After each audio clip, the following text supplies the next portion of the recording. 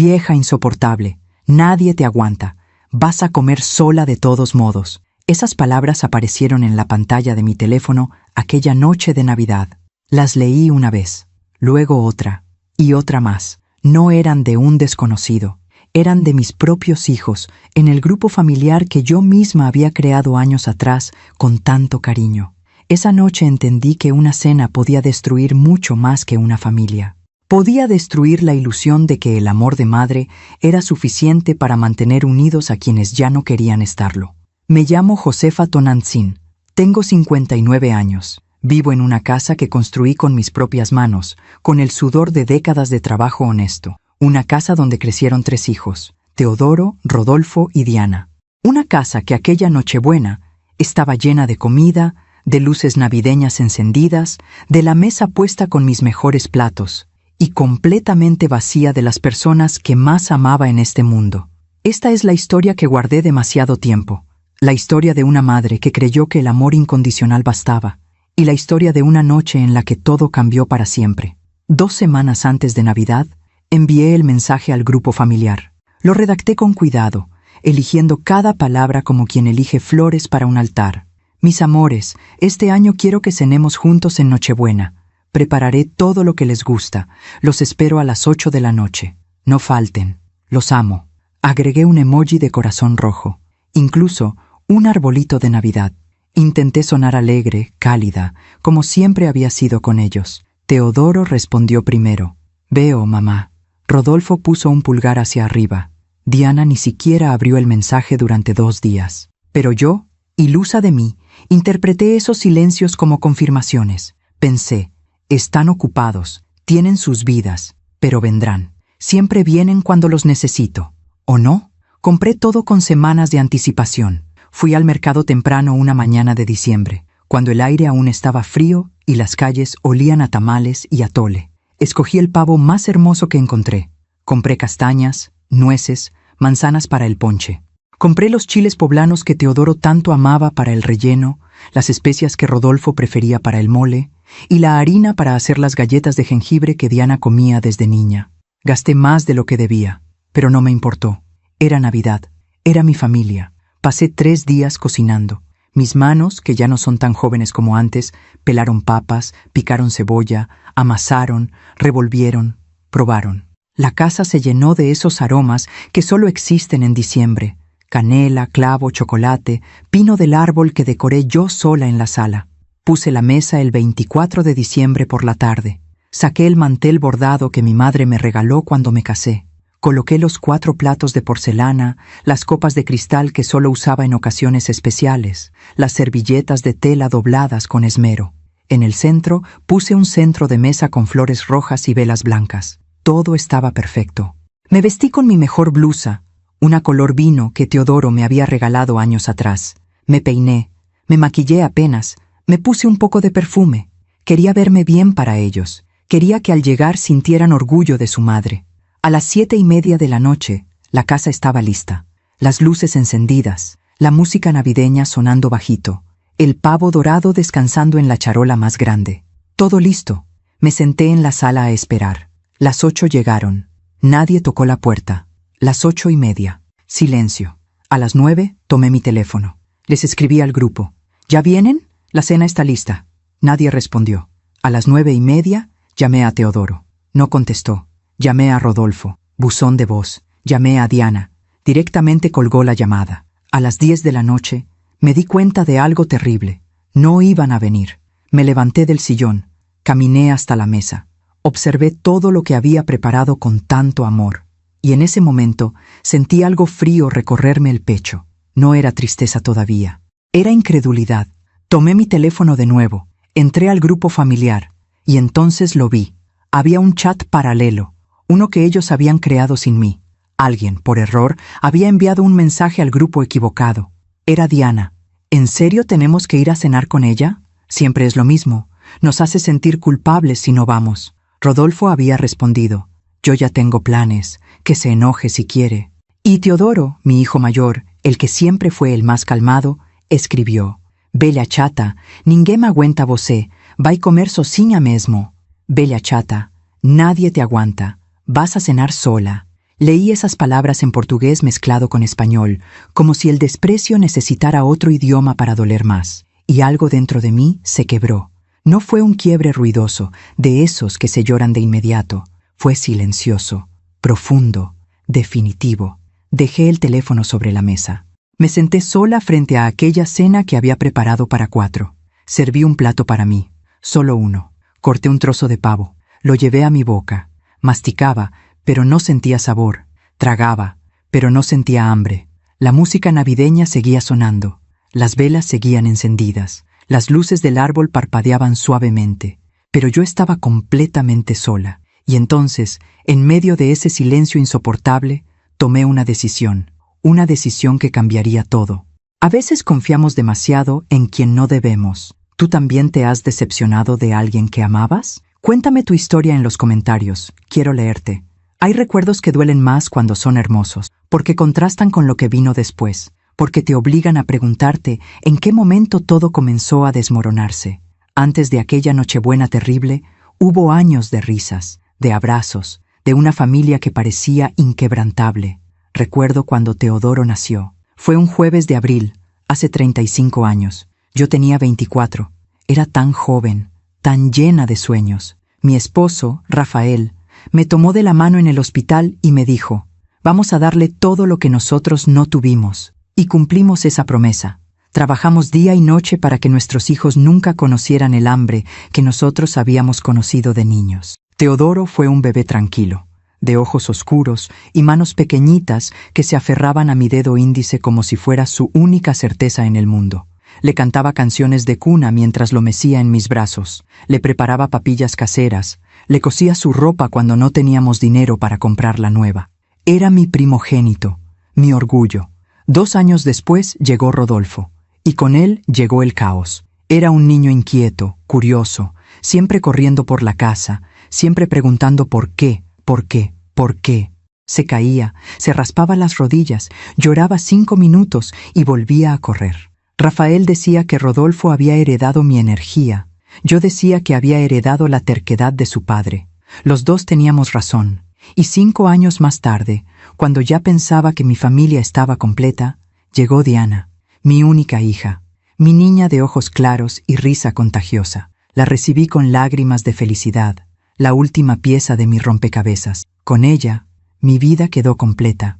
Vivíamos en una casa pequeña entonces. 2 recámaras, un baño, una cocina donde apenas cabía la mesa. Pero en esa casa humilde crecieron mis hijos rodeados de amor. Los domingos hacíamos carne asada en el patio.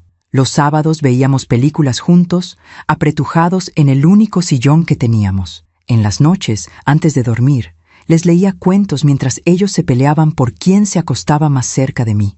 Éramos felices. Rafael trabajaba en la construcción.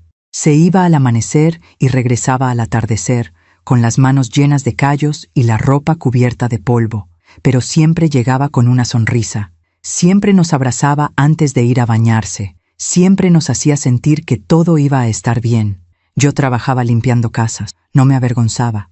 Limpiaba oficinas, departamentos, casas enormes de gente que tenía más dinero del que sabía gastar. Me levantaba a las 5 de la mañana, dejaba desayuno preparado para los niños, tomaba 2 camiones para llegar a mi primer trabajo del día. Regresaba al mediodía, preparaba la comida, ayudaba a los niños con las tareas, luego salía de nuevo a limpiar otra casa por la tarde. Mis manos siempre olían a cloro, mis rodillas siempre estaban adoloridas de tanto tallar pisos, pero nunca me quejé, porque cada peso que ganaba era para ellos, para que Teodoro pudiera estudiar, para que Rodolfo tuviera sus útiles escolares, para que Diana pudiera ir a clases de ballet, ese sueño que tanto le ilusionaba. Nunca les faltó nada esencial. Cuando Teodoro cumplió 15 años, quería una bicicleta. No teníamos dinero. Rafael y yo trabajamos turnos dobles durante 3 meses. Dejamos de comprar carne. Yo remendé mi ropa vieja en lugar de comprar nueva. Ahorramos cada centavo, y el día de su cumpleaños le dimos aquella bicicleta roja que él tanto había soñado. Lloró de felicidad. Me abrazó tan fuerte que pensé que me quebraría las costillas. «Eres la mejor mamá del mundo», me dijo. Rodolfo quería ser futbolista. No teníamos para pagar una academia deportiva, pero Rafael lo llevaba cada fin de semana a jugar al parque, le enseñaba técnicas, lo alentaba. Yo le lavaba el uniforme a mano después de cada partido, aunque volviera empapado de lodo. Lo veía correr en esa cancha improvisada y sentía que todo mi cansancio valía la pena. Diana soñaba con ir a Disneylandia. Guardé dinero durante 4 años. 4 años sin comprarme un solo par de zapatos nuevos. 4 años comiendo frijoles y arroz cuando el dinero no alcanzaba. Pero cuando cumplió 10 años, la llevamos a Los Ángeles. Vi su carita iluminada frente al castillo de la Cenicienta y supe que cualquier sacrificio había valido la pena. Así criamos a nuestros hijos, con sacrificio, con amor, con la certeza de que todo lo que hacíamos tenía sentido. Cuando Rafael murió, hace 7 años, pensé que no iba a sobrevivir al dolor. Fue un infarto repentino. Salió al trabajo una mañana y nunca regresó. Me llamaron del hospital, pero cuando llegué ya era tarde. Ya no estaba. Mis hijos lloraron conmigo en el funeral. Teodoro, que ya tenía 28 años, me abrazó y me dijo: «No te preocupes, mamá, yo voy a cuidarte». Rodolfo, con 26, puso su mano sobre mi hombro y prometió: «Nunca te vamos a dejar sola». Diana, con 21 años, se aferró a mí y susurró: «Eres la mujer más fuerte que conozco». Y yo les creí. Les creí porque eran mis hijos, porque los había criado con valores, porque les había enseñado a honrar a sus padres, a ser agradecidos, a recordar de dónde venían. Durante los primeros meses, después de la muerte de Rafael, estuvieron presentes. Teodoro venía los domingos a arreglar cosas de la casa que se descomponían. Rodolfo me llevaba al mercado. Diana me visitaba entre semana y me ayudaba con la limpieza, pero poco a poco las visitas se fueron espaciando. Teodoro consiguió un ascenso en su trabajo. Empezó a viajar mucho. Sus visitas pasaron de ser semanales a mensuales. Rodolfo se casó con una mujer que nunca me miró con cariño. Desde el principio sentí su frialdad, pero no dije nada. No quería causar problemas. Las visitas se volvieron esporádicas. Siempre tenía una excusa: el trabajo, el tráfico, los compromisos sociales. Diana se fue a vivir a otra ciudad por su trabajo. Hablábamos por teléfono, pero ya no era lo mismo. Sus llamadas eran breves, apresuradas, siempre interrumpidas por algo más importante. Yo seguí trabajando. Limpié casas hasta los 55 años, cuando mi espalda ya no aguantó más, pero había ahorrado. Había sido prudente. Compré esta casa más grande hace 10 años, cuando Rafael aún vivía. La puse a mi nombre. Fue mi refugio después de que él se fue. También compré 3 autos usados, pero en buen estado, 1 para cada hijo. Los puse a mi nombre porque quería asegurarme de que los cuidaran, de que supieran que eran un regalo valioso. Les dije: «Estos autos son suyos, pero están a mi nombre por si algún día necesitan venderlos o pasa algo legal. Es para protegerlos». Nunca imaginé que esa decisión se volvería tan importante. Mis hijos crecieron, se convirtieron en adultos, hicieron sus vidas, y yo, poco a poco, me convertí en una sombra. En alguien a quien llamaban solo cuando necesitaban algo: dinero para un pago, ayuda con los nietos que nunca me dejaban ver más de 1 hora, un favor rápido que yo siempre cumplía sin cuestionar. Pero cuando yo necesitaba compañía, cuando los llamaba solo para escuchar sus voces, las respuestas eran siempre las mismas: «Estoy ocupado, mamá. Luego te llamo. No tengo tiempo ahorita». Y yo aceptaba, porque era su madre, porque el amor de madre no pide, no exige, no condiciona. O eso creía yo. Mientras cuento todo esto, pienso en dónde estarás escuchándome. Escribe el nombre de tu ciudad en los comentarios. Las grietas en una familia no aparecen de un día para otro. Se forman lentamente, como las fisuras en una pared antigua. Al principio son tan delgadas que ni siquiera las ves, pero están ahí, creciendo, esperando el momento de convertirse en abismos. La primera vez que sentí que algo estaba cambiando fue hace 3 años, en el cumpleaños de Teodoro. Cumplía 32. Yo había preparado su pastel favorito, uno de 3 leches con fresas que le encantaba desde niño. Lo llamé para preguntarle a qué hora podía pasar a dejárselo. «Mejor no vengas, mamá», me dijo con una voz extraña, distante. «Vamos a celebrar con los amigos y, bueno, ya sabes, es ambiente de adultos». Ambiente de adultos, como si yo fuera una niña, como si mi presencia avergonzara a mi propio hijo. Tragué saliva. No quise pelear. «Está bien, hijo. ¿Entonces paso mañana?» «Mejor te marco yo cuando tenga tiempo», respondió. Y colgó. Nunca marcó. El pastel se quedó en mi refrigerador durante 1 semana. Lo comí yo sola, un pedazo cada noche, mientras veía las fotografías viejas de cuando Teodoro era niño. En esas fotos, él me abrazaba con esa sonrisa enorme, sin dientes de enfrente, con los ojos brillantes de amor puro. ¿En qué momento ese niño se había convertido en un hombre que no quería verme? 2 meses después, Rodolfo me invitó a comer. Me emocioné. Había pasado tanto tiempo desde la última vez que compartíamos una comida juntos. Me arreglé bien, me puse mi mejor vestido. Llegué puntual al restaurante que él había elegido, pero cuando llegué entendí por qué me había invitado. «Mamá, necesito que me prestes dinero», me dijo antes de que el mesero siquiera nos trajera el menú. «Son 100,000 pesos. Es urgente. Tengo una oportunidad de negocio y necesito el capital. 100,000 pesos, todo lo que me quedaba ahorrado después de pagar los gastos del mes. ¿Y cuándo me lo devolverías?», pregunté con cuidado, sin querer sonar desconfiada. «En 6 meses. Te lo prometo, mamá. Es una inversión segura». Algo en mi interior me advirtió que no lo hiciera. Pero era mi hijo, mi Rodolfo, el niño inquieto que había cargado en mis brazos, que había curado cuando se enfermaba, que había alimentado con mi propio esfuerzo. Le di el dinero. Han pasado 3 años. Nunca me devolvió un solo peso. Cuando le pregunto, siempre tiene una excusa. «El negocio va lento. Estoy esperando un pago. Pronto te deposito». Pero el dinero nunca llega. Y las llamadas de Rodolfo tampoco. Solo me busca cuando necesita algo más. Con Diana fue diferente. Más sutil, más doloroso. Un sábado por la tarde, hace 2 años, me animé a visitarla sin avisar. Vivía en un departamento bonito al norte de la ciudad.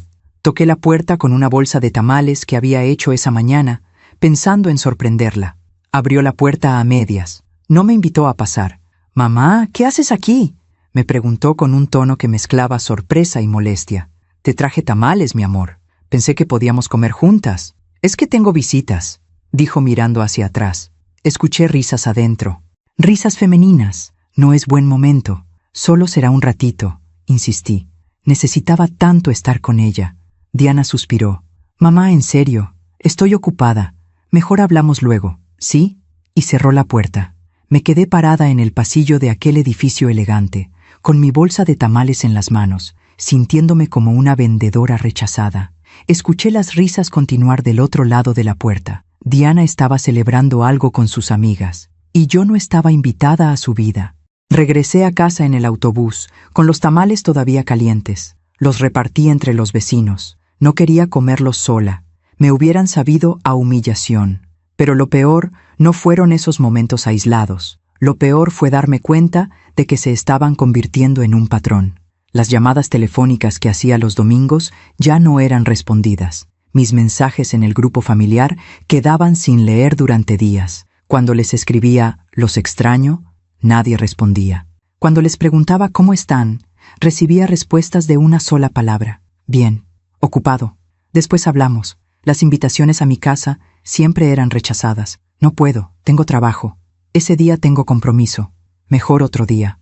Pero ese otro día nunca llegaba.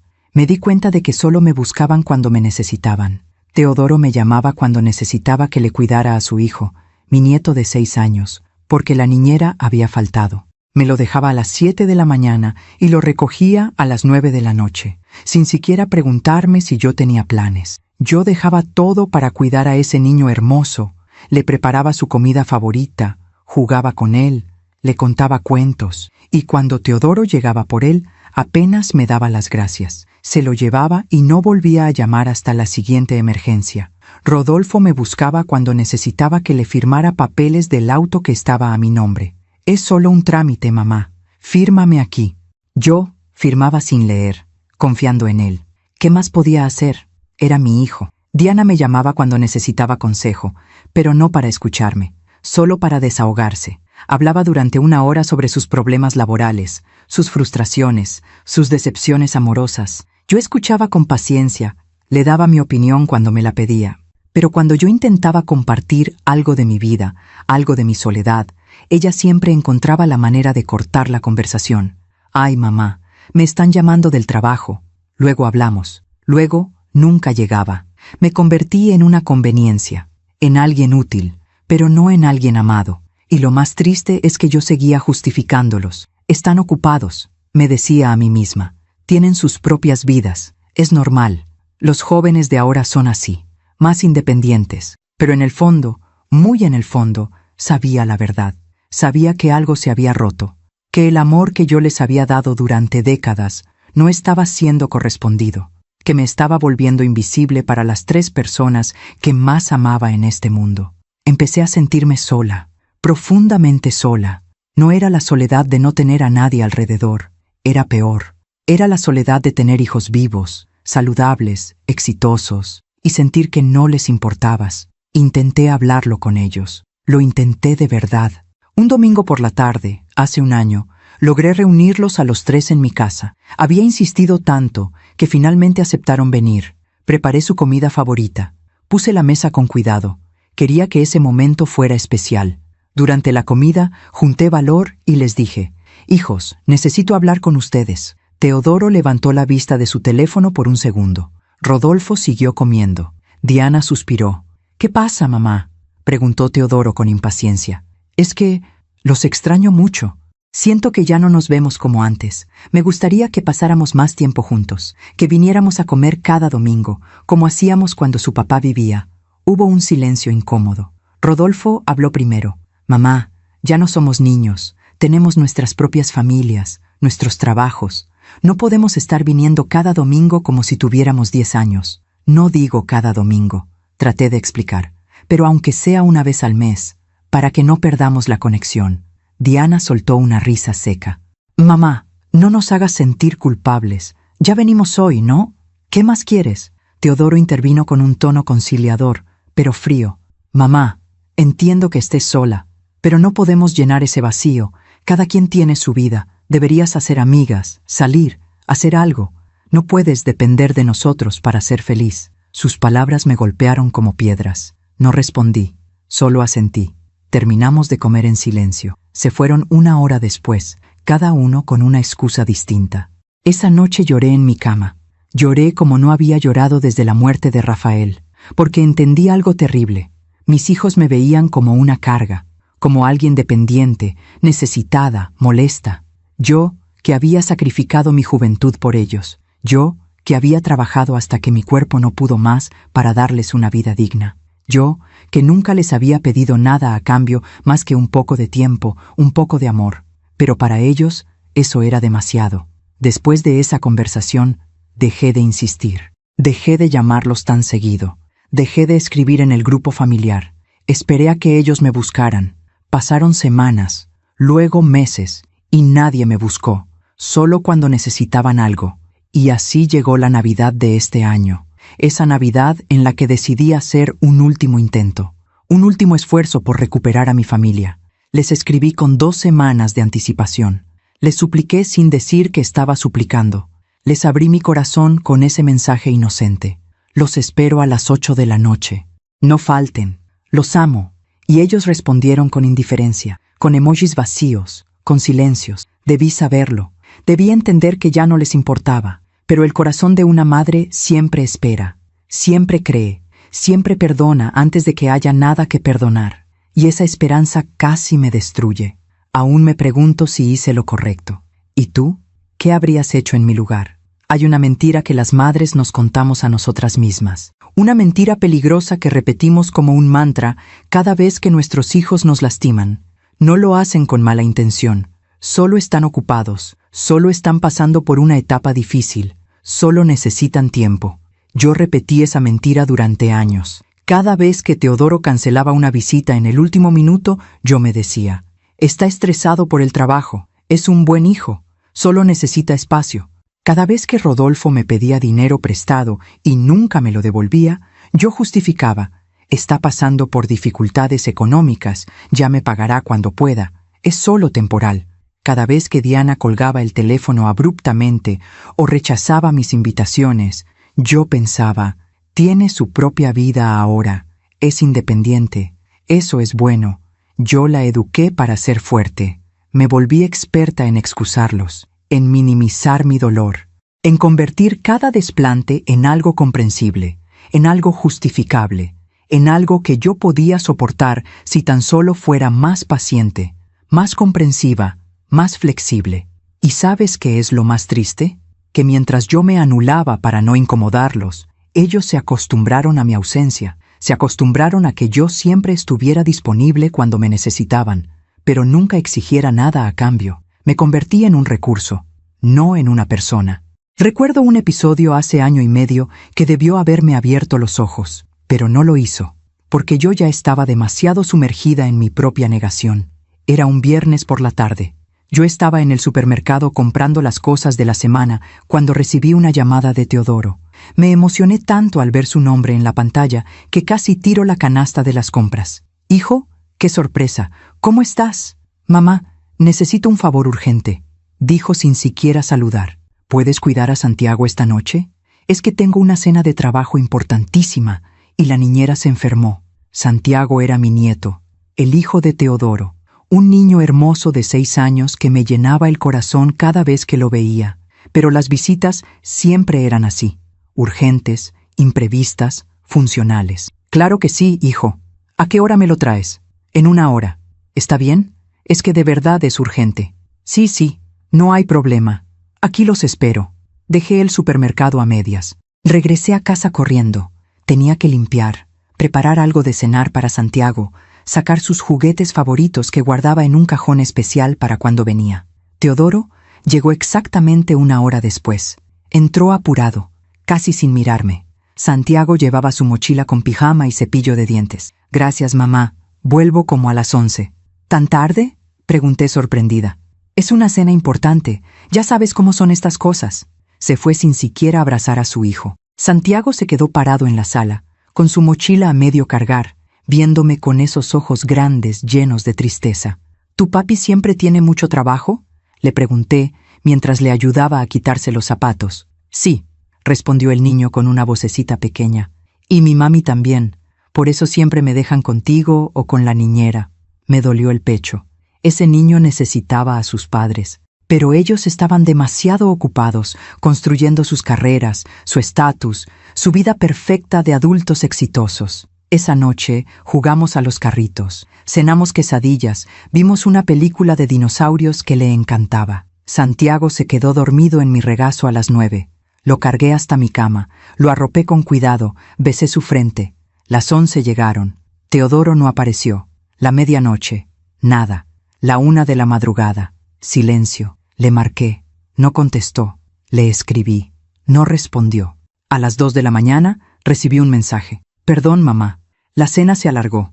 ¿Puedes quedarte con él hasta mañana? Paso como a las 10. No me preguntó. Me informó. Respondí. «Está bien, hijo. Duérmete tranquilo». Pero no estaba bien. Yo tenía una cita médica a las 9 de la mañana del sábado. Una cita que había esperado 3 meses para que me revisaran una molestia en el pecho que me tenía preocupada. Pero cancelé la cita, porque mi nieto me necesitaba, porque Teodoro me necesitaba. ¿Y qué pasó? Teodoro llegó a las 2 de la tarde. No a las 10, a las 2. Entró riéndose, hablando por teléfono, oliendo a perfume caro. Cuando colgó, me dijo: «Gracias, mamá. La cena salió excelente. Creo que vamos a cerrar el contrato». «Qué bueno, hijo», respondí tratando de sonreír. «¿Verdad? Y después nos fuimos a un bar con el cliente. Se puso buenísima la noche. Después, se fue a un bar, mientras su hijo dormía en casa de su abuela, mientras su madre cancelaba su cita médica para cuidar al niño que él había dejado bajo la excusa de trabajo urgente. Pero no dije nada. Sonreí. Le di un abrazo. Le dije: «Me da gusto que te vaya bien». Teodoro tomó a Santiago de la mano y se fue. Ni siquiera me pagó gasolina. Ni siquiera me agradeció realmente. Solo me dio un beso rápido en la mejilla y desapareció. Me quedé parada en la puerta viendo cómo su auto se alejaba. Y en ese momento debí enojarme. Debí llamarlo y decirle que lo que había hecho no estaba bien, que no podía usarme así, que yo también tenía una vida, necesidades, compromisos, pero no lo hice, porque tenía miedo. Miedo de que si me quejaba, si le exigía respeto, dejaría de buscarme. Y entonces no volvería a ver a mi nieto, no volvería a escuchar la voz de mi hijo. Así que me tragué la rabia, me tragué la decepción, y seguí siendo la mamá comprensiva, disponible, incondicional. Con Rodolfo era peor, porque Rodolfo había aprendido que podía manipularme emocionalmente. Hace 8 meses llegó a mi casa un domingo por la tarde.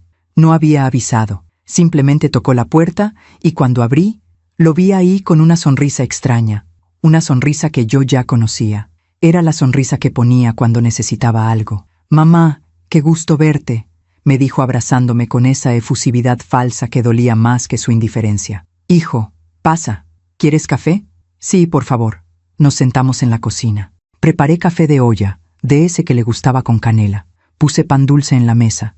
Intenté conversar, preguntarle cómo estaba, qué había hecho durante esas semanas que no sabía de él. Pero Rodolfo no había venido a platicar. «Mamá, necesito hablar contigo de algo importante», dijo después del segundo sorbo de café. Mi estómago se apretó. Ya sabía lo que venía. «Dime, hijo, ¿te acuerdas del dinero que me prestaste hace como 3 años?» «Sí, me acuerdo». «Bueno, pues, todavía no he podido pagarte. Y la verdad es que estoy pasando por un momento muy difícil económicamente». Guardé silencio. Esperé a que continuara. El negocio no funcionó como esperaba. Perdí todo. Y ahora tengo deudas fuertes y... Bueno, vengo a pedirte otro favor. «Rodolfo, solo son 50,000 pesos, mamá. Te lo juro que esta vez sí te los pago. Es para salir de un adeudo que tengo con el banco. Si no pago, me van a embargar el auto que estaba a mi nombre. Hijo, yo ya no tengo esos ahorros. Lo que me prestaste hace 3 años era todo lo que tenía guardado. Ahora solo vivo de mi pensión». Su rostro cambió. La sonrisa desapareció. «¿O sea que no me vas a ayudar?» «No es que no quiera, hijo. Es que literalmente no tengo. Pero podrías pedir un préstamo. Podrías empeñar algo. Podrías hacer algo, ¿no?» Me quedé sin palabras. ¿Empeñar algo? ¿Endeudarme yo para sacarlo de sus problemas? ¿Problemas que él mismo había creado con su irresponsabilidad? «Rodolfo, yo ya te ayudé. Te di todo lo que tenía y nunca me lo devolviste. ¿Cómo quieres que vuelva a prestarte?» Se levantó de la silla bruscamente. Su rostro estaba rojo de coraje. «Sabía que ibas a decir eso. Sabía que al final siempre tienes excusas». «Hijo, no es una excusa. ¿Sabes qué, mamá? Siempre dices que nos amas, que haríais cualquier cosa por nosotros. Pero a la hora de la verdad, cuando de verdad te necesito, me das la espalda». Sus palabras me atravesaron como cuchillos. «Rodolfo, por favor, entiéndeme». «No, tú entiéndeme a mí. Estoy desesperado. Y tú, que eres mi madre, me niegas tu ayuda». Se fue dando un portazo. Me dejó temblando en esa cocina, con el café todavía caliente, con el pan dulce intacto, con las lágrimas rodando por mis mejillas. Esa noche no pude dormir. Me la pasé dándole vueltas a sus palabras. ¿Tenía razón? ¿Era yo una mala madre por no endeudarme para ayudarlo? ¿Debía sacrificarme más? ¿Hasta dónde tenía que llegar mi amor? Y lo más enfermo de todo es que 2 días después llamé a Rodolfo. Le dije que había conseguido 30,000 pesos, que no eran los 50 que necesitaba, pero que era lo que podía darle. Mentí. No los había conseguido. Los saqué de mi tarjeta de crédito. Me endeudé. Sacrifiqué mi tranquilidad económica, porque no soportaba la idea de que mi hijo pensara que yo no lo amaba. Rodolfo vino por el dinero, esta vez sin sonrisa. Solo tomó el sobre, me dio las gracias secamente y se fue. Pasaron 8 meses. Nunca me devolvió nada. Ni siquiera me preguntó cómo iba yo con la deuda que había adquirido por él. Y Diana, mi única hija, mi niña. Con ella el dolor era diferente, más sutil, más constante. Diana había aprendido a hacerme sentir culpable por existir. Cada vez que yo le llamaba, su tono era de fastidio apenas disimulado. «¿Qué pasó, mamá? ¿Está todo bien?»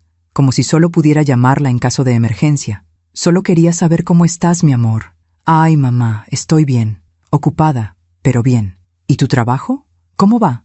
«Bien, mamá. Todo bien. Oye, te tengo que dejar.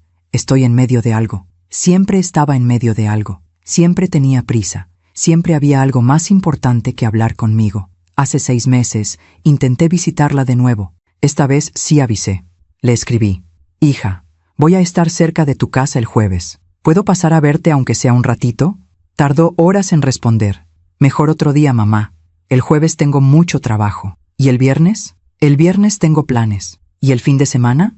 «Mamá, en serio, ahorita no puedo. Ya te aviso yo cuando tenga tiempo, ¿sí?» Nunca avisó. Me di cuenta de algo devastador. Mi propia hija me evitaba. Le incomodaba mi presencia. Yo, que la había parido, que la había amamantado, que había velado sus sueños durante años, Me había convertido en alguien de quien ella quería escapar. Y aún así, yo seguía justificándola. Es joven, tiene su vida. Yo a su edad tampoco visitaba tanto a mi mamá. Pero era mentira. Yo sí visitaba a mi madre, cada semana, hasta el día en que murió, porque así me habían enseñado, porque el respeto y el amor a los padres no tenían edad ni excepciones. Me había vuelto experta en tragarme el dolor, en sonreír cuando quería llorar, en decir «está bien» cuando nada estaba bien, en anularme completamente para no molestar a mis hijos con mi existencia. Y ellos lo sabían. Sabían que yo siempre iba a estar ahí, siempre disponible, siempre perdonando, siempre esperando. Por eso cuando les escribí sobre la cena de Navidad, ni siquiera se molestaron en inventar buenas excusas. Solo pusieron emojis, respuestas vagas, indiferencia. Porque yo había establecido el precedente. Podían tratarme como quisieran. Yo siempre iba a entender. Siempre iba a perdonar. Siempre iba a esperar. Hasta aquella Nochebuena. Hasta que leí esas palabras en el grupo familiar. Bela chata, ninguém aguenta você. Vai comer sozinha mesmo. En ese momento, algo dentro de mí se rompió. Y no fue una fractura más. Fue el colapso total de todas las mentiras que me había contado durante años. Ya no podía seguir negando la verdad. Mis hijos no me amaban. Me toleraban. Me usaban. Pero no me amaban. Y esa verdad, aunque devastadora, me liberó. Mientras cuento todo esto, pienso en dónde estarás escuchándome. Escribe el nombre de tu ciudad en los comentarios. Hay señales que ignoramos porque no queremos verlas. Hay verdades que rechazamos porque aceptarlas significaría destruir la imagen que tenemos de las personas que amamos. Yo había ignorado muchas señales, demasiadas, pero todas estaban ahí, esperando el momento de revelarse. La primera señal clara llegó hace 4 meses, en agosto. Fue un descubrimiento accidental que me heló la sangre. Yo estaba en casa de Teodoro. Él me había pedido que fuera a limpiar porque tenía una inspección importante para vender la propiedad. Sí, me pidió a mí, una mujer de 59 años con problemas de espalda, que limpiara su casa de 3 pisos porque no quería pagar a alguien para hacerlo. Y yo fui, porque era mi hijo, porque siempre decía que sí. Estaba trapeando el estudio cuando vi su laptop abierta sobre el escritorio.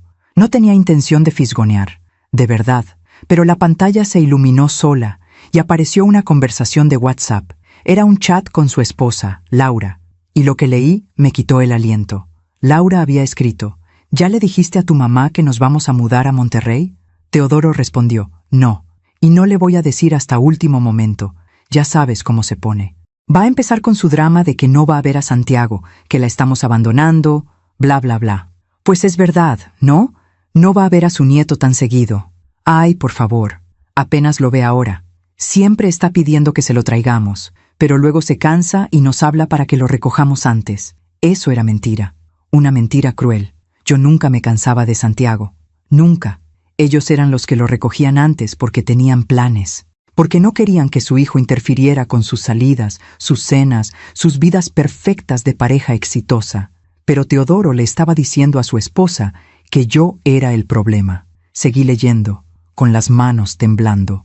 Además, continuó Teodoro, no es como si hiciéramos mucho por ella. Viene cuando necesitamos algo y ya. No le debemos nada más. No le debemos nada más. Esas 5 palabras se quedaron grabadas en mi cerebro como hierro candente. ¿Nada más? 35 años de desvelos, de sacrificios, de amor incondicional eran nada más. Laura respondió: tienes razón. Igual cuando nos mudemos, va a ser un alivio no tenerla tan encima. Cerré la laptop. Mis manos sudaban. El trapeador se me cayó al piso. Me senté en el suelo de ese estudio, rodeada de muebles caros que mi hijo había comprado con el dinero que ganaba en su trabajo exitoso, y lloré en silencio. No lloré de tristeza, lloré de rabia, de impotencia, de humillación. Terminé de limpiar esa casa como un robot. Cada movimiento era mecánico. Cuando acabé, le escribí a Teodoro: ya terminé. Quedó todo limpio. Él respondió 3 horas después: gracias, ma. Ni siquiera mamá, solo ma. Como si hasta mi nombre completo le pesara. No le dije nada sobre lo que había leído. ¿Para qué? Ya sabía lo que pensaba de mí. Ya sabía que me veía como una carga, como alguien molesta, como alguien de quien necesitaba liberarse. 2 semanas después, descubrí algo peor. Fue un sábado por la mañana. Estaba revisando mi correo electrónico cuando llegó una notificación del banco. Era sobre el auto de Rodolfo, el que estaba a mi nombre. Multas de tránsito pendientes, 47 infracciones sin pagar. Total adeudado, 82.300 pesos. 82.000 pesos en multas, 47 infracciones. Llamé a Rodolfo de inmediato. Sonó 5 veces antes de que contestara. Bueno, Rodolfo, acabo de recibir un correo del banco. Tienes 82.000 pesos en multas sin pagar. Hubo un silencio largo. Ah, sí, eso. Se me había olvidado comentarte. ¿Que se te había olvidado? Son casi 50 multas. ¿Cómo es posible? Mamá, relájate. Son de hace tiempo. Ya las voy a pagar. ¿Cuándo, Rodolfo? Porque el auto está a mi nombre. Si no pagas, me van a embargar a mí. Ya lo sé, mamá. No seas dramática. Te dije que las voy a pagar. ¿Con qué dinero? Si todavía me debes los 100.000 que te presté hace 3 años y los 30.000 de hace 8 meses. Su voz cambió. Se volvió dura, fría. ¿Sabes qué? Estoy hasta la madre de que siempre me estés cobrando. Siempre es lo mismo contigo. Te presté, me debes, ¿cuándo me pagas? ¿No se supone que las madres ayudan a sus hijos sin esperar nada a cambio? Me quedé muda. Rodolfo. No, mamá, en serio. Estás obsesionada con el dinero. Por eso nadie quiere estar contigo. Porque siempre andas de amargada, de víctima, cobrando favores. Y colgó. Me quedé con el teléfono en la mano, temblando de pies a cabeza. No podía creer lo que acababa de escuchar. Yo no estaba cobrando favores. Estaba defendiendo lo poco que me quedaba. Pero para él, yo era la villana. Yo era la mala madre que se atrevía a recordarle sus deudas. Pasé 3 días sin dormir, dándole vueltas a esa conversación. ¿De verdad era yo el problema? ¿De verdad estaba siendo dramática, amargada, obsesionada? Y entonces recordé algo que había escuchado meses atrás pero que no había querido procesar. Era en mayo. Yo había ido al supermercado cerca de la casa de Diana. Estaba en la fila para pagar cuando escuché voces conocidas detrás de mí. Me giré y vi a Diana con 2 amigas. Ella no me había visto. Una de sus amigas le preguntó, ¿y tu mamá? ¿Cómo está? Diana suspiró con dramatismo exagerado. Ay, ahí anda, bien pegajosa como siempre. No entiende que ya crecí, que tengo mi vida. Cada rato me está marcando, mandando mensajes. Es agotador. Las amigas se rieron. Todas las mamás son así, dijo otra. Sí, pero la mía es nivel experto. Hace poco me dijo que me extraña, que si podía visitarla. ¿Te imaginas? Visitarla nada más porque sí, como si no tuviera nada mejor que hacer. Se rieron de nuevo. Yo estaba a 3 metros de distancia, de espaldas, pero cada palabra me atravesaba como una bala. ¿Y qué le dijiste? Le inventé que tenía mucho trabajo. Obviamente. No voy a ir a verla solo porque se siente sola. Que haga amigas o algo. No es mi responsabilidad entretenerla. Pagué mi cuenta y salí de ahí lo más rápido que pude. Llegué a casa y vomité. Literal. Vomité del asco, del dolor, de la traición. Mi hija. Mi única hija. La niña a la que le había enseñado a caminar, a hablar, a ser fuerte. Esa misma niña hablaba de mí con desprecio frente a sus amigas. Me reducía a una mamá pegajosa, a un estorbo, a alguien patético que no tenía nada mejor que hacer que molestar a su hija exitosa. Todos estos descubrimientos parciales se fueron acumulando como piedras en mi pecho. Cada uno era doloroso por sí solo, pero juntos formaban una verdad insoportable. Mis hijos no solo me ignoraban, me despreciaban. Hablaban mal de mí a mis espaldas, se burlaban de mis sentimientos, me veían como una carga inútil de la que querían deshacerse, y lo peor de todo es que seguían fingiendo. Cuando me veían de frente, me hablaban con esa cortesía falsa, con esos «te quiero, mamá» vacíos, con esas promesas de «luego nos vemos» que nunca se cumplían. Vivían una doble vida. Conmigo eran hijos aparentemente respetuosos. Lejos de mí eran crueles, desagradecidos, burlones. Empecé a preguntarme cuántas otras conversaciones habrían tenido sobre mí, cuántas veces habrían puesto los ojos en blanco cuando les marcaba, cuántas veces habrían suspirado con fastidio al ver mi nombre en sus pantallas. Me sentí como una tonta, como una vieja ilusa que había creído que el amor de madre era suficiente para mantener unida a una familia. Pero no era suficiente, nunca lo fue. Ellos habían crecido, habían formado sus propias vidas, y en esas vidas yo ya no cabía. Era un estorbo. una reliquia del pasado que les recordaba sus orígenes humildes, sus obligaciones morales, su deuda emocional, y esa deuda, evidentemente, no querían pagarla. Hace 3 meses hice algo que nunca había hecho. Revisé mi testamento. Lo había hecho años atrás, cuando Rafael murió. En ese testamento dejaba todo dividido equitativamente entre mis 3 hijos, la casa, mis ahorros, mis pertenencias. También especificaba que los 3 autos que estaban a mi nombre les pertenecían oficialmente a ellos. Mientras leía ese documento, sentí una mezcla de tristeza y rabia. ¿De verdad iba a dejarles todo? ¿Después de cómo me trataban? ¿Después de la humillación constante? ¿Del desprecio? ¿Del olvido? Guardé el testamento en mi cajón. No hice nada con él todavía, pero algo había cambiado dentro de mí. Una semilla de rabia había comenzado a germinar. Ya no era solo dolor, ya no era solo tristeza. Era indignación, porque yo no merecía esto. Nadie merecía esto. No importaba cuánto hubiera sacrificado por ellos. No podía obligarlos a amarme, pero tampoco tenía que seguir sometiéndome a su crueldad.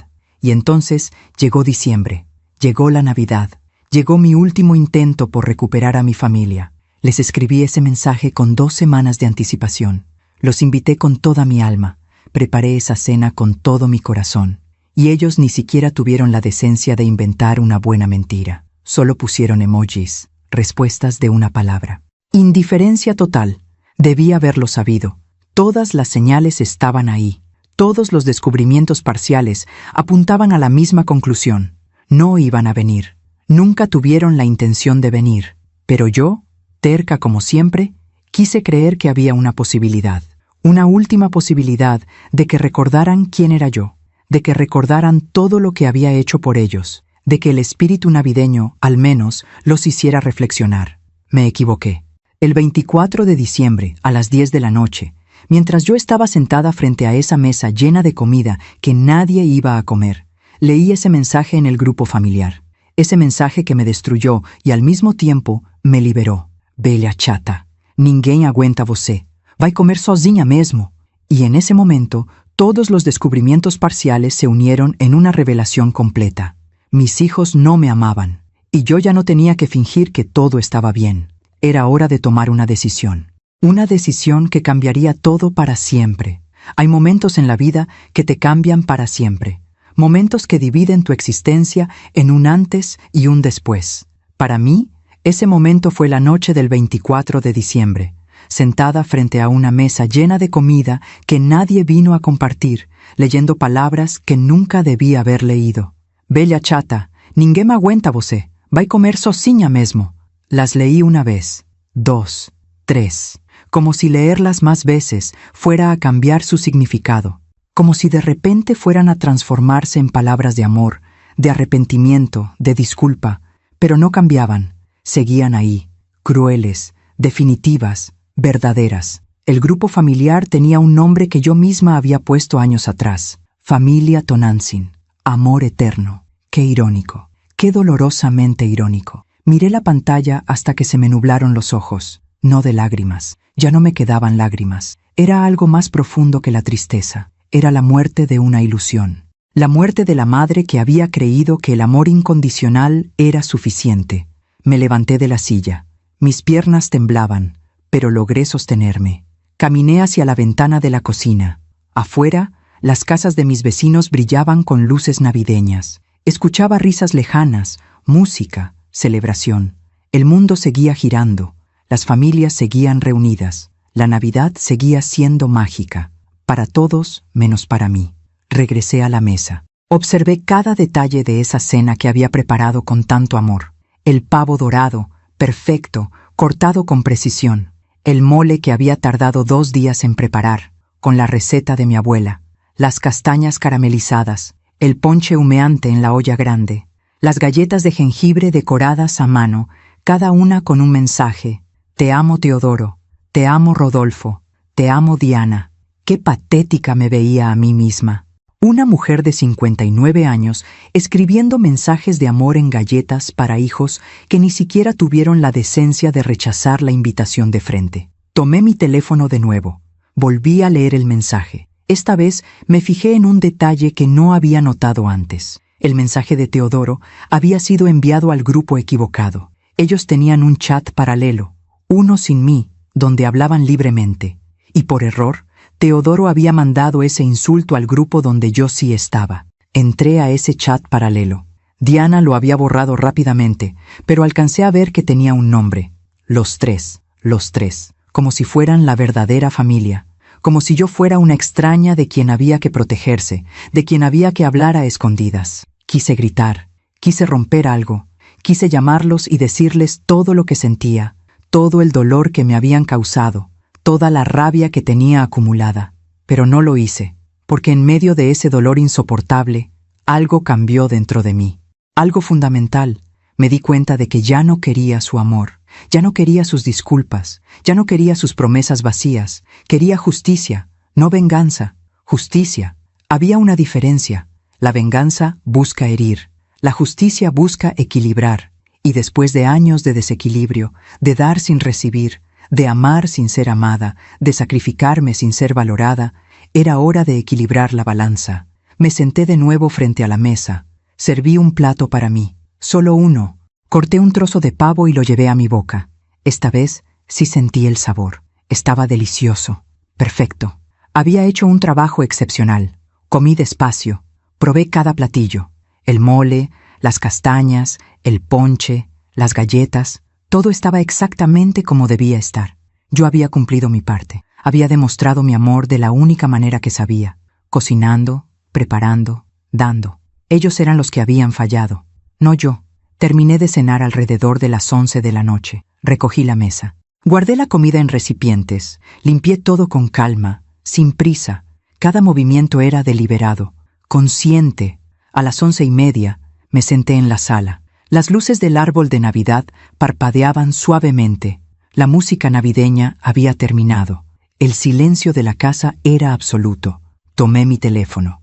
Busqué en mis contactos un nombre que no había marcado en meses. Licenciado Ernesto Palacios. Ernesto era el abogado de la familia desde hacía 15 años. Había manejado el testamento de Rafael cuando murió.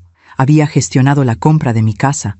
Conocía perfectamente mis propiedades, mis cuentas, mis documentos legales. Miré la hora. 11:40 de la noche. Era tarde. Demasiado tarde para llamar. Pero algo dentro de mí me urgía a hacerlo.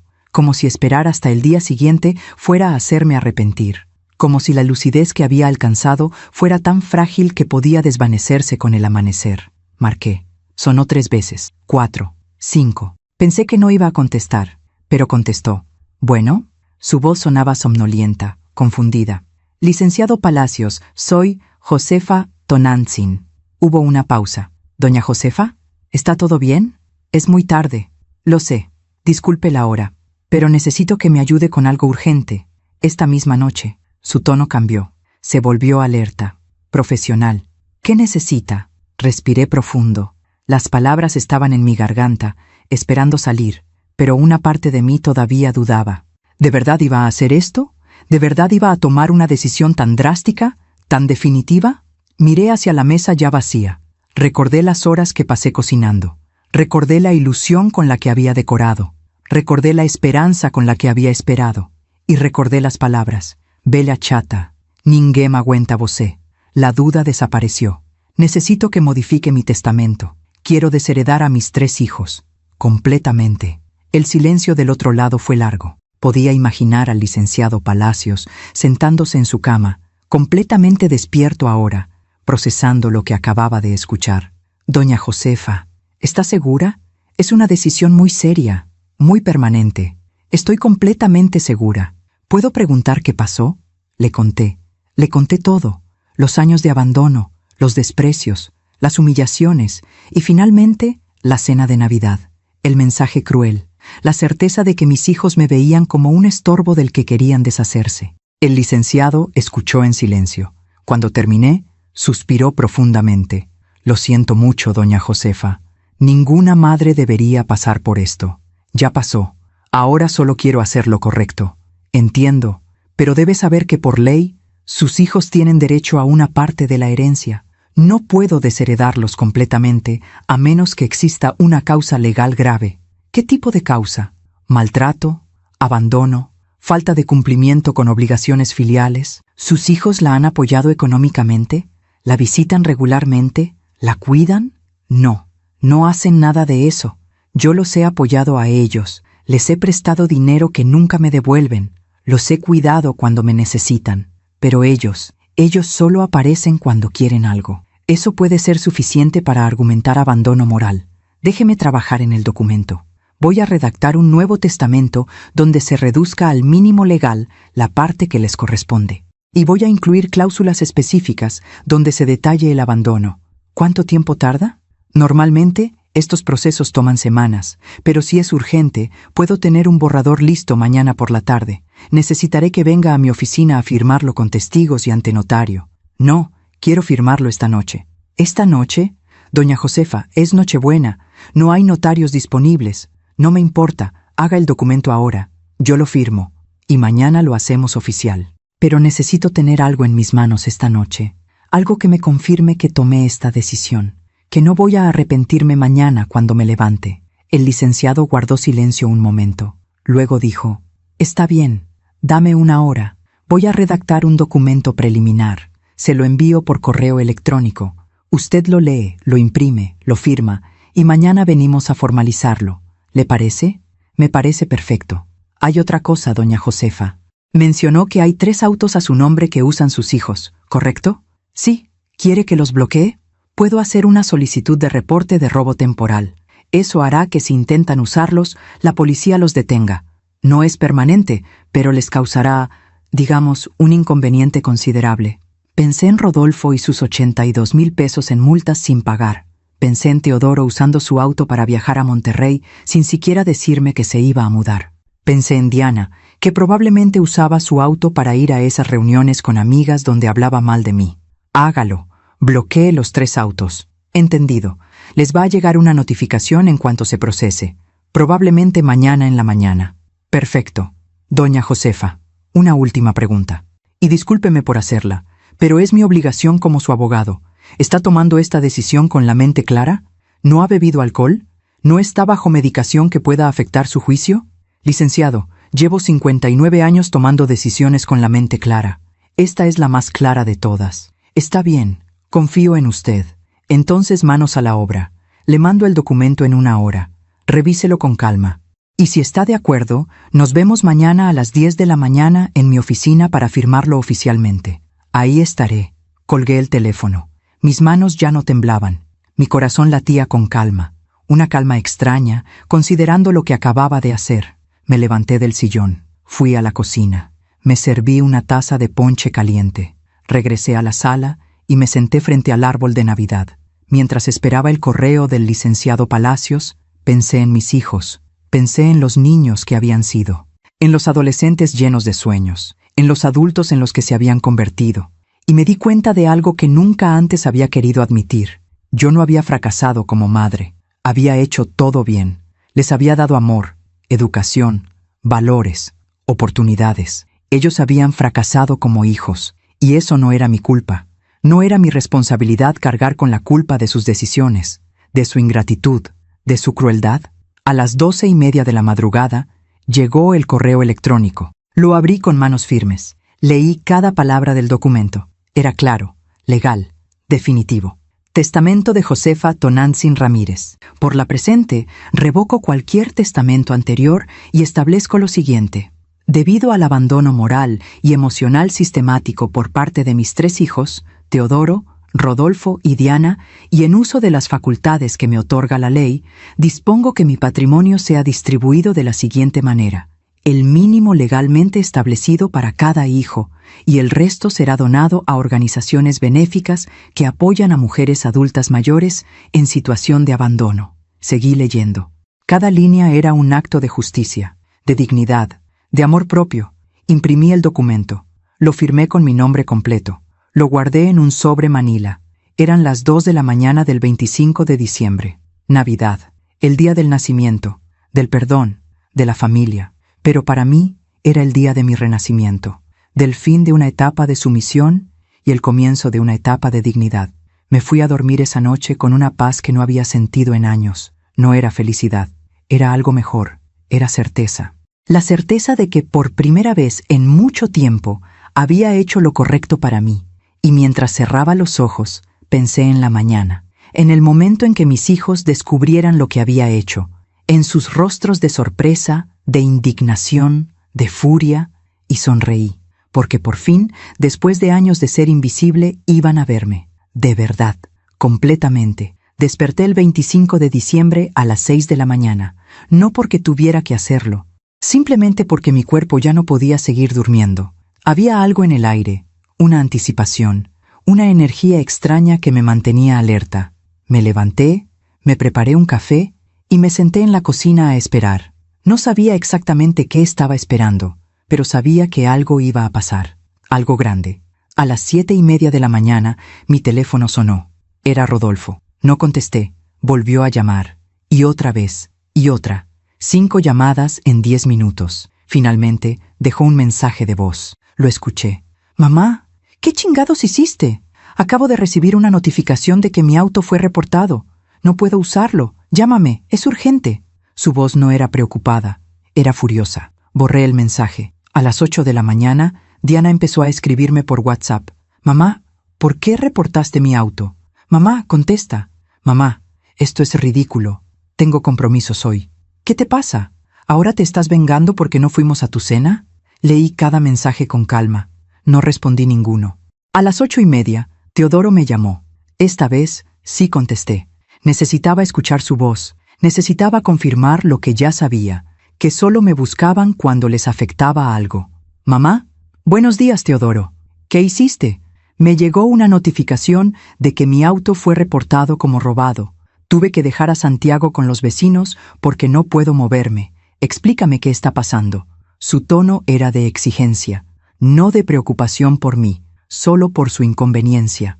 «Los autos están a mi nombre, Teodoro, y decidí ejercer mi derecho de reportarlos». «¿Tu derecho? ¿De qué hablas? Ese auto es mío. Yo lo uso. Yo pago el seguro. Pero está a mi nombre. Y anoche, mientras cenaba sola en Nochebuena, decidí que era momento de hacer algunos cambios». Hubo un silencio. Podía imaginar su rostro, procesando lo que acababa de decir. «Espera, ¿esto es porque no fuimos a tu cena? Esto es porque ninguno de ustedes tuvo la decencia de decirme que no iban a venir. Porque en lugar de eso, escribieron en su chat privado que soy una vieja chata que nadie aguanta». Otro silencio. Este más largo, más pesado. «Mamá, yo... ¿Tú qué, Teodoro? ¿Vas a decir que no es verdad? Porque lo leí, con mis propios ojos, en el grupo familiar. Por error lo mandaste al grupo equivocado. Fue un momento de frustración. No lo dije en serio». «¿Ah, no? Entonces, ¿por qué lo escribiste? ¿Por qué tienen un chat sin mí donde hablan de lo molesta que soy?» «Mamá, todos necesitamos desahogarnos a veces. Pues yo también necesito desahogarme, Teodoro. Y anoche me desahogué llamando a mi abogado». «¿Tu abogado? ¿Para qué?» «Para modificar mi testamento. Y para bloquear los autos que tanto disfrutan usar, pero que están a mi nombre». Su respiración se aceleró. Podía escucharla a través del teléfono. «No puedes hacer eso. Ya lo hice. A las 10 tengo cita para firmar el documento oficial. Los autos van a permanecer bloqueados hasta que yo decida qué hacer con ellos. Y en cuanto al testamento, bueno, van a tener que esperar a que me muera para saber exactamente qué cambié». «Mamá, estás siendo irracional. Estás reaccionando emocionalmente». «¿Irracional? 35 años criándote, sacrificándome por ti. Y tú me llamas irracional porque finalmente reacciono a años de desprecio». «No es desprecio, mamá. Es solo que tenemos nuestras vidas. Estábamos ocupados. No pudimos ir a una cena. No es para tanto. No pudieron ir a una cena, pero sí pudieron ir a un bar después de tu cena de trabajo urgente, hace 1 año y medio, mientras yo cuidaba a tu hijo hasta las 2 de la madrugada. Yo te agradecí por eso, con un gracias, mamá seco, sin siquiera preguntarme cómo estaba, sin siquiera pagar gasolina, usando mi tiempo, mi casa, mi amor como si fueran recursos gratuitos e ilimitados. ¿Ahora vas a cobrarme por cuidar a tu nieto? No, Teodoro, no voy a cobrarte, pero tampoco voy a seguir siendo tu conveniencia, tu recurso de emergencia, tu madre invisible que solo existe cuando la necesitas. Eres mi madre. Se supone que debes estar ahí cuando te necesitamos». Sus palabras me golpearon, pero esta vez, en lugar de dolerme, me dieron claridad. «Tienes razón. Soy tu madre. Y estuve ahí toda tu vida, cada día, cada noche, cada momento que me necesitaste y cada momento que no. Pero tú, Teodoro, ¿cuándo has estado para mí? ¿Cuándo me has llamado solo para saber cómo estoy? ¿Cuándo me has visitado sin necesitar algo a cambio? No respondió. Exacto, nunca, porque para ti yo solo existo en función de lo que puedo darte. Pero ya no más, hijo, ya no más. Mamá, por favor, no hagas esto. Hablemos con calma. Tengo que irme. El licenciado Palacios me espera a las 10. Mamá, espera. Colgué. Mis manos temblaban, pero no de miedo. Era adrenalina. Era poder. Era la sensación de finalmente, después de años, poner límites. 10 minutos después, llegó un mensaje al grupo familiar. Era de Diana. Mamá, ¿en serio? ¿Ahora nos vas a castigar como si fuéramos niños? Esto es patético. Rodolfo respondió. Es increíble. Toda la vida sacrificándose y ahora resulta que lo hacía para cobrárnoslo después. Típico. Teodoro escribió. Mejor hablemos cuando se le pase el berrinche. Berrinche. 35 años de amor incondicional reducidos a un berrinche. Escribí en el grupo por primera vez en semanas. No es un berrinche, es una decisión consciente.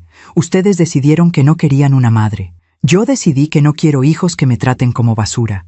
Estamos en paz. Y salí del grupo. Bloqueé los 3 números. Silencié el WhatsApp. A las 9:30 de la mañana, salí de mi casa rumbo a la oficina del licenciado Palacios. Iba vestida con mi mejor ropa, peinada, maquillada, erguida. No iba como una víctima. Iba como una mujer que había recuperado su dignidad. Llegué puntual.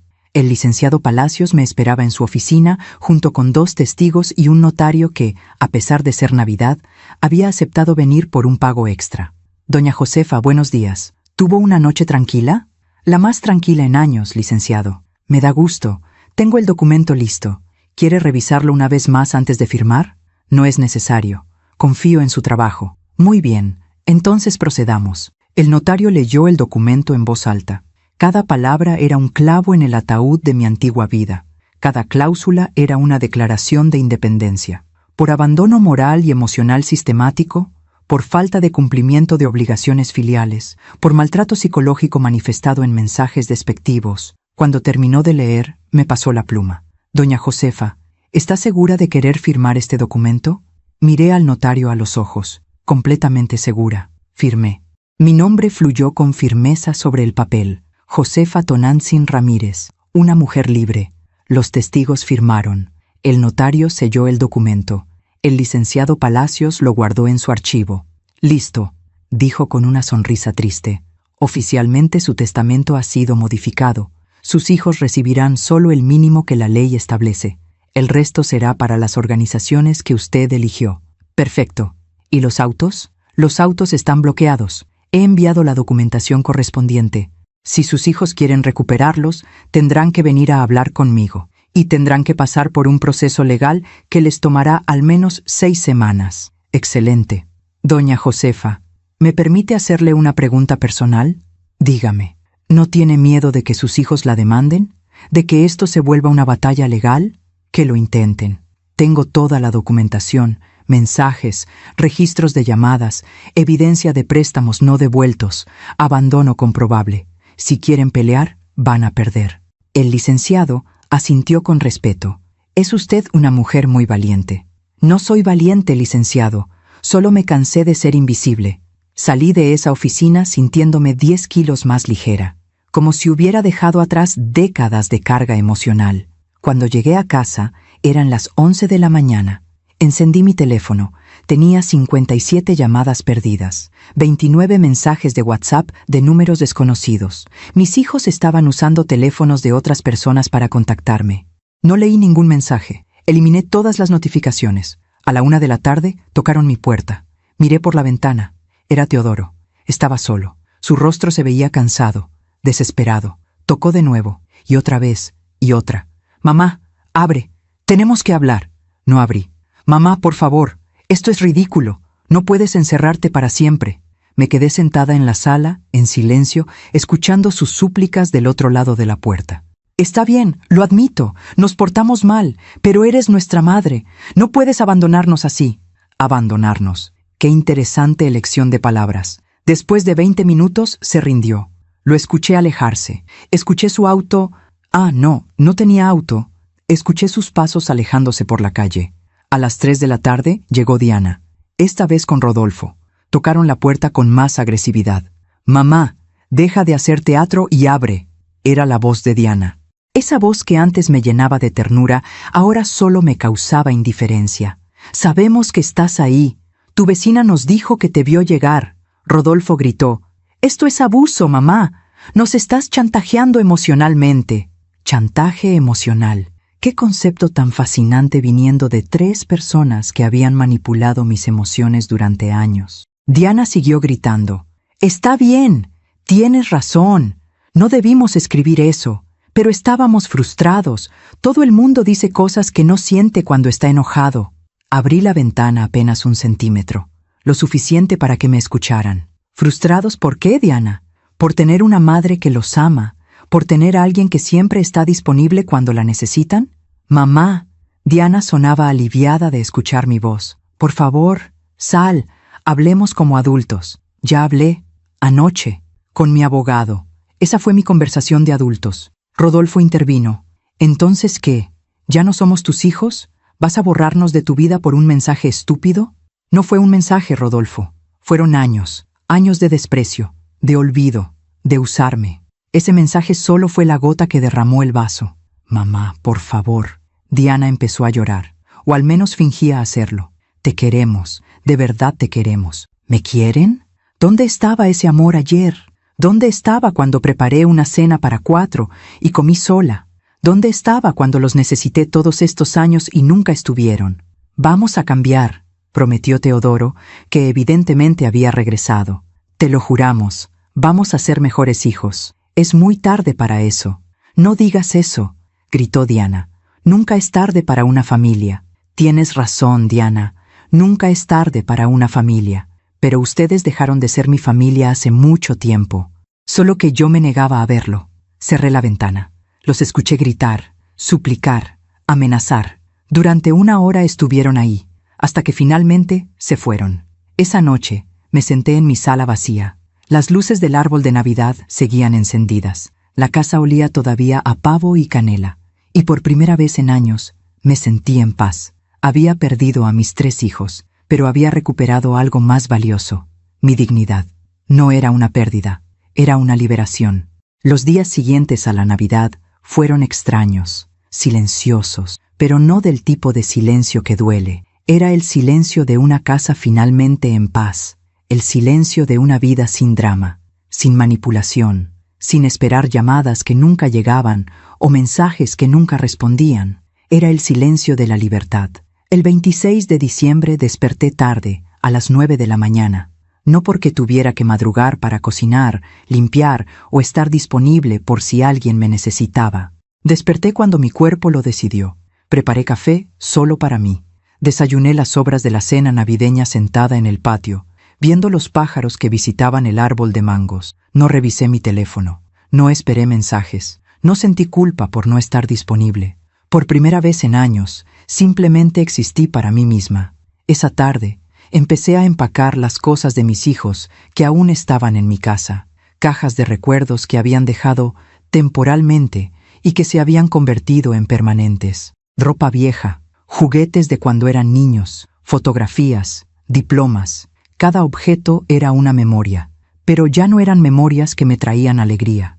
Eran recordatorios de personas que ya no existían, porque los niños que había criado con tanto amor se habían convertido en adultos que no reconocía. Empaqué todo con cuidado, no por ellos, por mí, porque yo no era como ellos. Yo no destruía, yo no desechaba, yo respetaba el pasado, aunque el presente me hubiera lastimado. El 27 de diciembre recibí una llamada del licenciado Palacios. «Doña Josefa, buenos días. ¿Cómo se encuentra?» «Bien, licenciado. Muy bien, de hecho.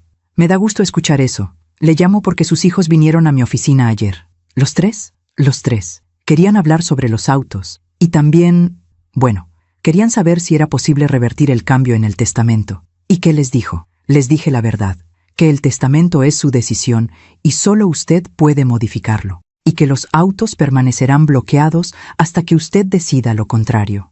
«¿Cómo reaccionaron?» Teodoro intentó ser diplomático.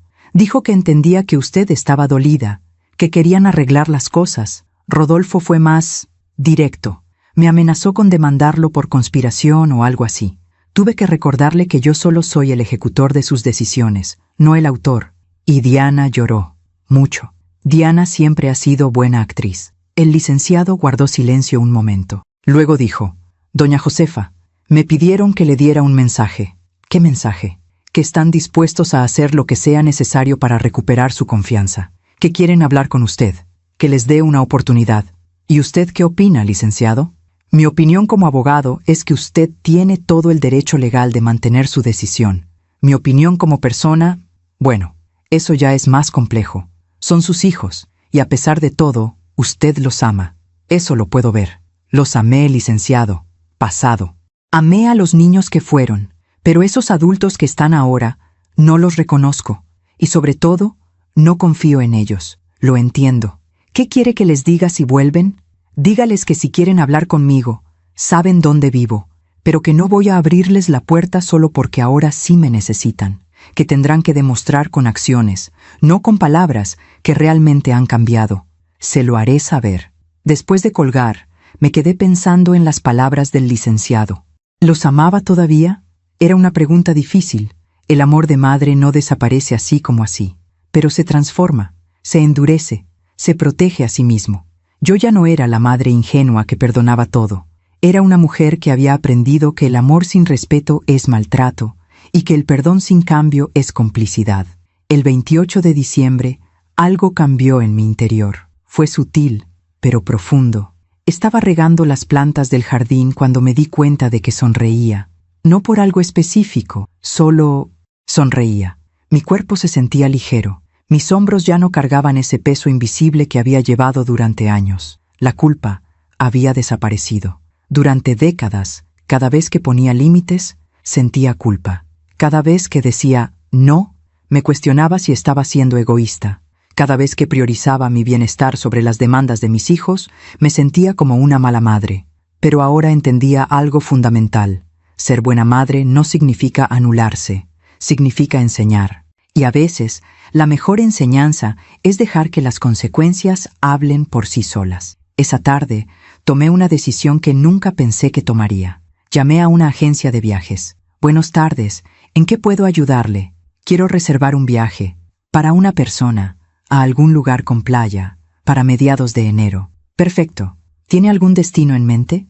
Sorpréndame. Solo quiero un lugar tranquilo, con vista al mar, donde pueda descansar sin que nadie me moleste. La agente se rió suavemente. Creo que tengo exactamente lo que necesita. Me ofreció un paquete a Puerto Vallarta, una semana en un hotel pequeño frente a la playa, todo incluido. Había una promoción para la tercera edad. Lo tomo, dije sin pensarlo 2 veces. Excelente. ¿Pagará con tarjeta? Sí. Di mis datos, confirmé la reservación, y cuando colgué, me sentí como una adolescente planeando su primera aventura. Iba a hacer algo solo para mí, sin consultar con nadie, sin pedir permiso, sin sentirme culpable. El 29 de diciembre, mis hijos hicieron un último intento desesperado. Llegaron juntos a mi casa. Los vi desde la ventana. Traían una caja grande envuelta en papel de regalo. Se veían nerviosos, incómodos. Tocaron la puerta. Mamá, sabemos que estás ahí. Por favor, danos 5 minutos. Era la voz de Teodoro. No respondí. Mamá, te trajimos un regalo. Es un gesto de disculpa. Por favor, al menos ábrete para dártelo. Diana habló. Mamá, hemos estado pensando, y tienes razón. Nos portamos horrible contigo. Queremos compensarte. Compensarme. Como si años de abandono pudieran compensarse con una caja envuelta. Abrí la puerta. Solo un poco. Lo suficiente para verlos, pero no para invitarlos a pasar. Los 3 me miraron con expresiones que intentaban parecer arrepentidas, pero yo ya conocía sus máscaras. 5 minutos, dije. Hablen. Teodoro se aclaró la garganta. Mamá, queríamos disculparnos formalmente. Lo que escribimos en el chat fue cruel e injustificable. Estábamos frustrados, pero eso no es excusa. Y lo de no ir a tu cena, no tenemos perdón. Exacto, añadió Rodolfo. No tenemos perdón, pero queremos que sepas que vamos a cambiar. De verdad. Diana extendió la caja hacia mí. Te compramos esto. Es una tablet, para que puedas videollamarnos más fácil, para que estemos más conectados. Miré la caja. No la tomé. ¿Entonces su solución es una tablet? ¿Creen que un dispositivo electrónico va a arreglar años de desprecio? No es solo eso, mamá, dijo Teodoro. También queremos proponerte algo. Vamos a hacer un calendario. Nos vamos a turnar para visitarte cada domingo. Uno diferente cada semana.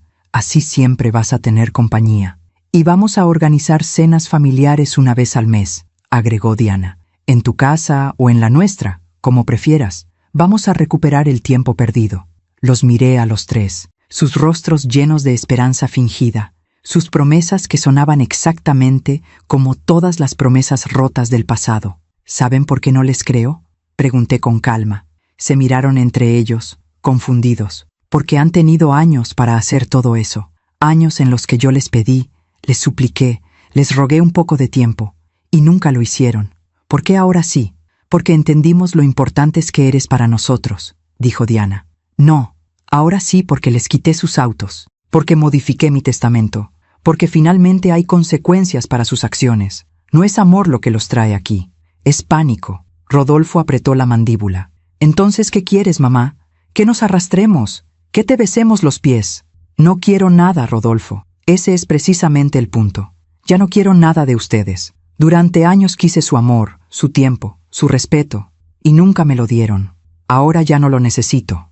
Eso no es cierto, dijo Teodoro. Las madres siempre necesitan a sus hijos. Las madres necesitan hijos que las valoren. Ustedes no me valoran, solo me necesitan. Mamá, dame una oportunidad, suplicó Diana. Solo una.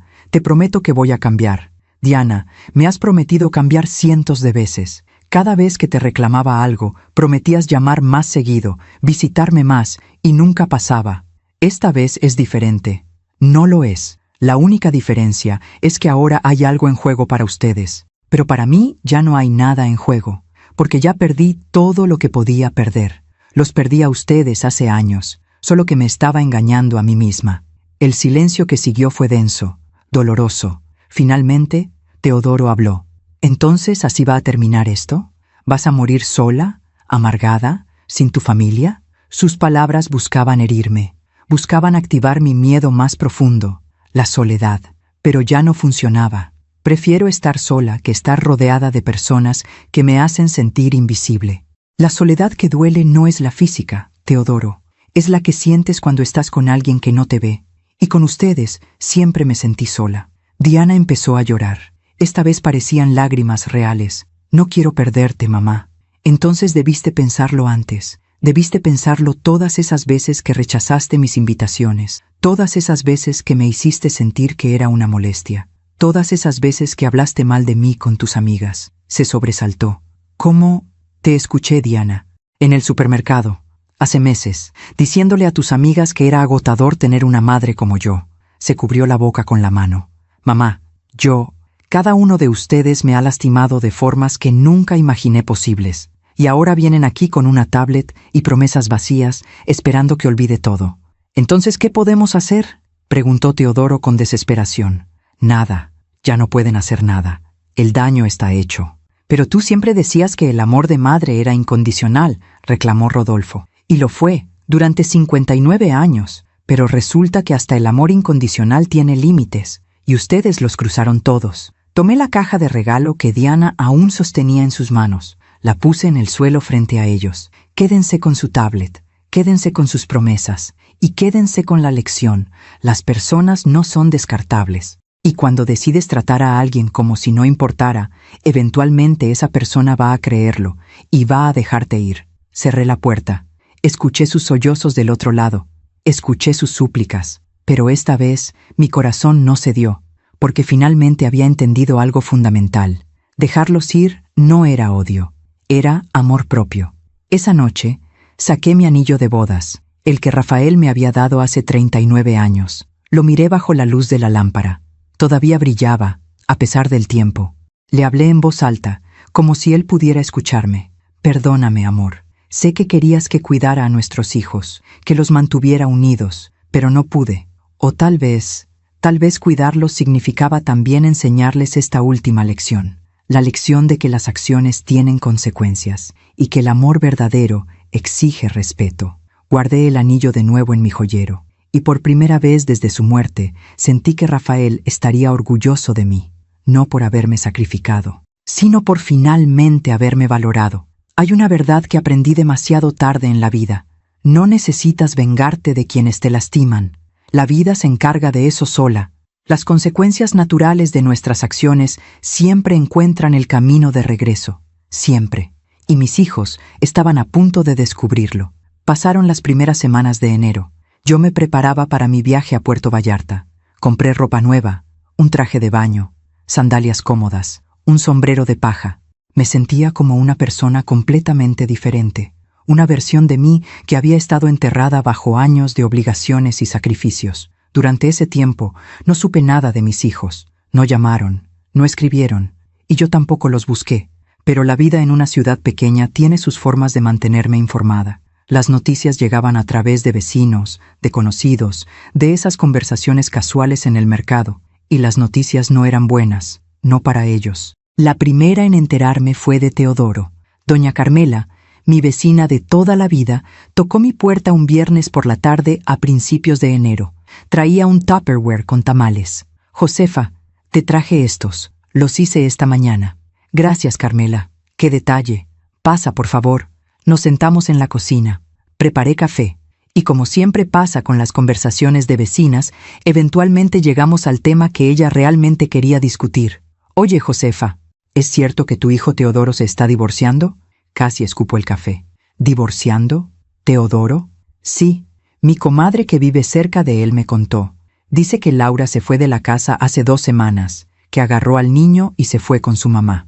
«¿Santiago?» «Sí, el niño. Dice mi comadre que hubo un escándalo bien feo, que Laura descubrió que Teodoro estaba gastando dinero en apuestas deportivas, mucho dinero, y que le había mentido sobre unas deudas que tiene». Me quedé en silencio, procesando la información.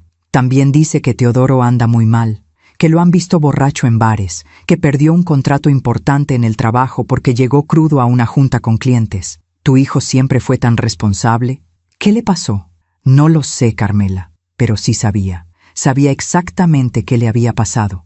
Durante años, Teodoro había construido una vida basada en apariencias, en proyectar éxito, en fingir que todo estaba perfecto. Pero las grietas siempre terminan por abrirse, y ahora, sin el auto que yo le había bloqueado, sin la red de seguridad que representaba saber que su madre siempre estaría ahí para rescatarlo, todo su castillo de naipes se estaba derrumbando. 2 días después, me enteré de Rodolfo. Estaba en el banco cuando escuché a 2 mujeres hablando en la fila. Y dice mi hijo que Rodolfo Tonantzin está en un lío tremendo, que le deben dinero a medio mundo, que intentó sacar un préstamo y se lo negaron porque tiene pésimo historial crediticio. ¿El hijo de Josefa? Ese muchacho siempre se veía tan próspero. Pura fachada, comadre. Resulta que el negocio que tenía quebró hace meses y ahora está tratando de vender cosas para pagar deudas, pero nadie le compra nada porque todos saben que está desesperado. ¿Y su esposa? Ah, su esposa. Esa también tiene lo suyo. Dice mi hijo que ella estaba harta de las mentiras de Rodolfo, que le descubrió que había empeñado hasta las joyas de ella para pagar sus deudas. Ahora ella está amenazando con dejarlo. Me alejé de la fila. No quería seguir escuchando, pero tampoco podía negar que sentía algo. No era satisfacción, era confirmación. Rodolfo había vivido toda su vida como si el dinero fuera infinito, como si pudiera pedir prestado sin devolver, como si las consecuencias de sus acciones nunca lo alcanzarían. Y yo había sido su cómplice, prestándole dinero que sabía que nunca me devolvería, rescatándolo de sus problemas financieros una y otra vez. Pero cuando le quité esa red de seguridad, cuando finalmente le dije, no más, su mundo se colapsó, porque nunca había aprendido a ser responsable. Nunca había tenido que enfrentar las consecuencias reales de sus decisiones, y ahora las estaba enfrentando todas de golpe. De Diana me enteré por casualidad, de la forma más inesperada. Estaba en una cafetería el 10 de enero, tomando un capuchino y leyendo un libro, cuando vi entrar a una mujer que reconocí vagamente. Era una de las amigas de Diana, la que había estado con ella aquella vez en el supermercado. Se sentó en la mesa de al lado con otra mujer, y como no me reconocieron, hablaron libremente. ¿Ya supiste de Diana Tonantzin? No. ¿Qué pasó? Perdió su trabajo. La despidieron. ¿En serio? ¿Por qué? Por varios errores graves. Parece que andaba muy distraída, muy estresada. Metió la pata en un proyecto importante y le costó a la empresa muchísimo dinero. La echaron sin liquidación. ¡Ay, no! Pobre Diana. Sí, pero también, no sé cómo decirlo sin sonar mal, pero lo veía venir. Diana siempre ha sido muy irresponsable. Gasta más de lo que gana. Vive en un departamento que no puede pagar. Se endeudó comprando cosas para aparentar. Y ahora sin trabajo. ¿Ya buscó otro? Dice que sí, pero está difícil. Su reputación en la industria quedó manchada. Y además, anda muy mal emocionalmente. Creo que tiene problemas con su mamá o algo así. Me dijo hace unas semanas que su mamá la había desconocido. No entendí bien el drama, pero Diana andaba muy afectada. ¡Qué fuerte! ¿Y nadie la puede ayudar? ¿Sus hermanos? Parece que todos están en problemas. Es una familia complicada. Me levanté de mi mesa y salí de la cafetería sin terminar mi café. Necesitaba aire fresco. Necesitaba procesar lo que acababa de escuchar. Diana, mi niña, estaba destruida, sin trabajo, sin estabilidad, sin rumbo. Y una parte de mí, una parte pequeña pero persistente, quiso llamarla, quiso rescatarla como había hecho tantas veces antes. Pero me detuve, porque esta vez era diferente. Esta vez, Diana tenía que aprender la lección que yo nunca le había enseñado, que las acciones tienen consecuencias. Que no puedes maltratar a las personas que te aman y esperar que siempre estén ahí para salvarte. Que la vida cobra sus cuentas. Regresé a casa con el corazón pesado. No era felicidad lo que sentía al saber que mis hijos estaban sufriendo. Era algo más complejo. Era la tristeza de ver que el dolor que yo había tratado de evitarles durante toda su vida finalmente los había alcanzado. Pero al mismo tiempo había una sensación de justicia. No la justicia que yo había buscado, sino la justicia natural de la vida, la que dice, lo que siembras, cosechas. 2 semanas después, el 19 de enero, un día antes de mi viaje a Puerto Vallarta, recibí una visita inesperada. Era Laura, la esposa de Teodoro. Bueno, exesposa en proceso. Tocó mi puerta con suavidad. Cuando abrí, me sorprendió verla. Estaba más delgada, ojerosa, pero había una determinación en sus ojos que no había visto antes. «Doña Josefa, ¿puedo pasar?» «Laura, claro, pasa». Entramos a la sala. Le ofrecí agua. Se sentó en el borde del sillón, nerviosa. No sé si Teodoro le contó, pero nos estamos separando. Me enteré. Lo siento mucho. No lo sienta. Es lo mejor. Debí haberlo hecho hace años. Respiró profundo. Vine a hablar con usted porque necesito que sepa algo. Algo que Teodoro nunca le dijo. ¿Qué cosa? Hace 6 meses, cuando usted le prestó su casa para limpiarla. ¿Recuerda? Sí, me acuerdo. Teodoro no estaba vendiendo la casa. Eso fue mentira. La verdad es que necesitaba que usted la limpiara porque íbamos a recibir a unos inversionistas. Teodoro quería impresionarlos para que le prestaran dinero para un negocio de apuestas deportivas. Me quedé helada. Pero el negocio nunca funcionó. Teodoro empezó a apostar el dinero que le prestaron. Y perdió. Todo. Y entonces empezó a mentir, a esconder deudas, a sacar préstamos a mi nombre sin que yo supiera. Descubrí todo hace un mes. Y cuando lo confronté, ¿sabe qué me dijo? Negué con la cabeza. Me dijo que su mamá siempre lo rescataba cuando tenía problemas, que usted le perdonaba todo, que eventualmente usted le iba a ayudar con las deudas porque eso hacen las madres, que yo estaba exagerando. Las lágrimas comenzaron a rodar por mis mejillas, pero entonces usted cambió su testamento y bloqueó los autos, y Teodoro se dio cuenta de que ya no tenía a dónde correr, y se derrumbó, completamente. Empezó a beber, a llegar tarde al trabajo, a ser irresponsable con Santiago, y yo ya no podía más. Laura, yo no sabía. Usted no tiene la culpa, doña Josefa. Al contrario, creo que usted hizo lo correcto. Teodoro necesitaba tocar fondo, necesitaba aprender que sus acciones tienen consecuencias. Yo solo vine a decirle eso, y a agradecerle.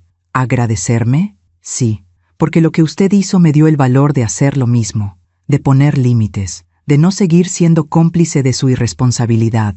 Se levantó del sillón. Solo quería que supiera la verdad. Teodoro está mal, pero es consecuencia de sus propias decisiones, no de las suyas. La acompañé a la puerta. Antes de irse, se giró. Una cosa más. Santiago pregunta por usted. Dice que extraña a su abuela. Mi corazón se estrujó. ¿Puedo verlo? Por supuesto, cuando usted quiera. Usted no tiene la culpa de lo que pasó entre Teodoro y yo.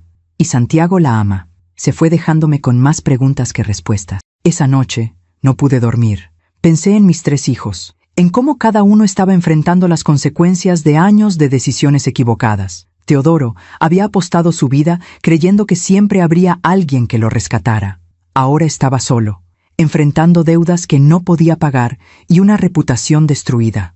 Rodolfo había vivido de préstamos y mentiras. Ahora nadie confiaba en él, ni siquiera su propia esposa. Diana había construido su vida en apariencias. Ahora todo era real. El desempleo, las deudas, la soledad, y ninguna de esas consecuencias venía de mí. Venían de ellos mismos, de las decisiones que habían tomado, de los puentes que habían quemado, de las personas que habían usado y desechado. Yo solo había dejado de amortiguar su caída, y al hacerlo, les había permitido finalmente tocar suelo. Ese suelo duro, doloroso, pero necesario para poder levantarse de verdad. Alguna vez me llamaron loca. Años después, vi ese mismo vacío en sus miradas mientras estaban solos enfrentando las consecuencias de sus propias decisiones. La vida siempre cobra sus deudas, siempre. Y no necesita mi ayuda para hacerlo.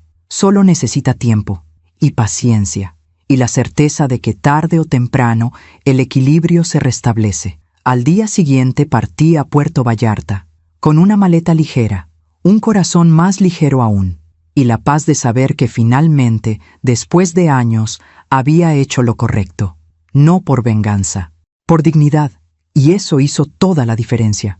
Estoy sentada en una terraza frente al mar. El sol de Puerto Vallarta se pone lentamente en el horizonte, pintando el cielo de naranja, rosa y morado. Las olas rompen suavemente contra la arena. Una brisa cálida acaricia mi rostro, y por primera vez en décadas me siento completamente en paz. Han pasado 3 meses desde aquella Nochebuena, 3 meses desde que comí sola frente a una mesa llena de comida que nadie vino a compartir.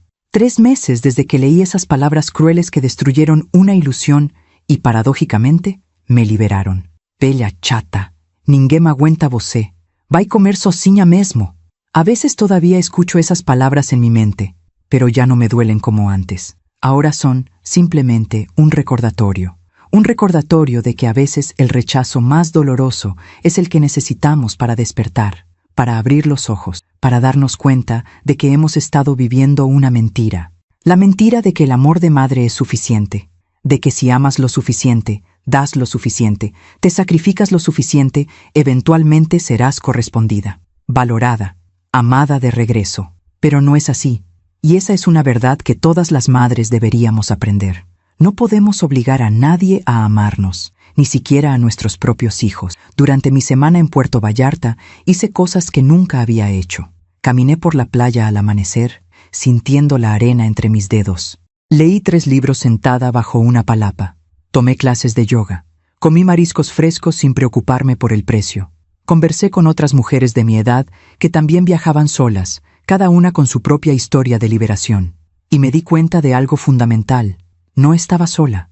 Estar sola y sentirse sola son 2 cosas completamente diferentes. Durante años, rodeada de mis hijos, me sentí profundamente sola. Pero ahora, físicamente sola en una playa a cientos de kilómetros de mi casa, me sentía acompañada por mí misma, y eso era suficiente. Cuando regresé a casa, encontré 3 cajas en mi porche. Reconocí la letra en las etiquetas. Eran las cosas que había empacado de mis hijos. Se las había enviado por paquetería, no como un acto de crueldad, sino como un acto de cierre. Ellos necesitaban recuperar sus recuerdos, y yo necesitaba liberar espacio en mi casa y en mi corazón. También encontré cartas, una de cada uno. Las leí con calma, sentada en mi sala, con una taza de té entre mis manos. La carta de Teodoro era larga. Hablaba de su divorcio, de sus problemas, de cómo había tocado fondo, y al final decía: «Mamá, tenías razón en todo.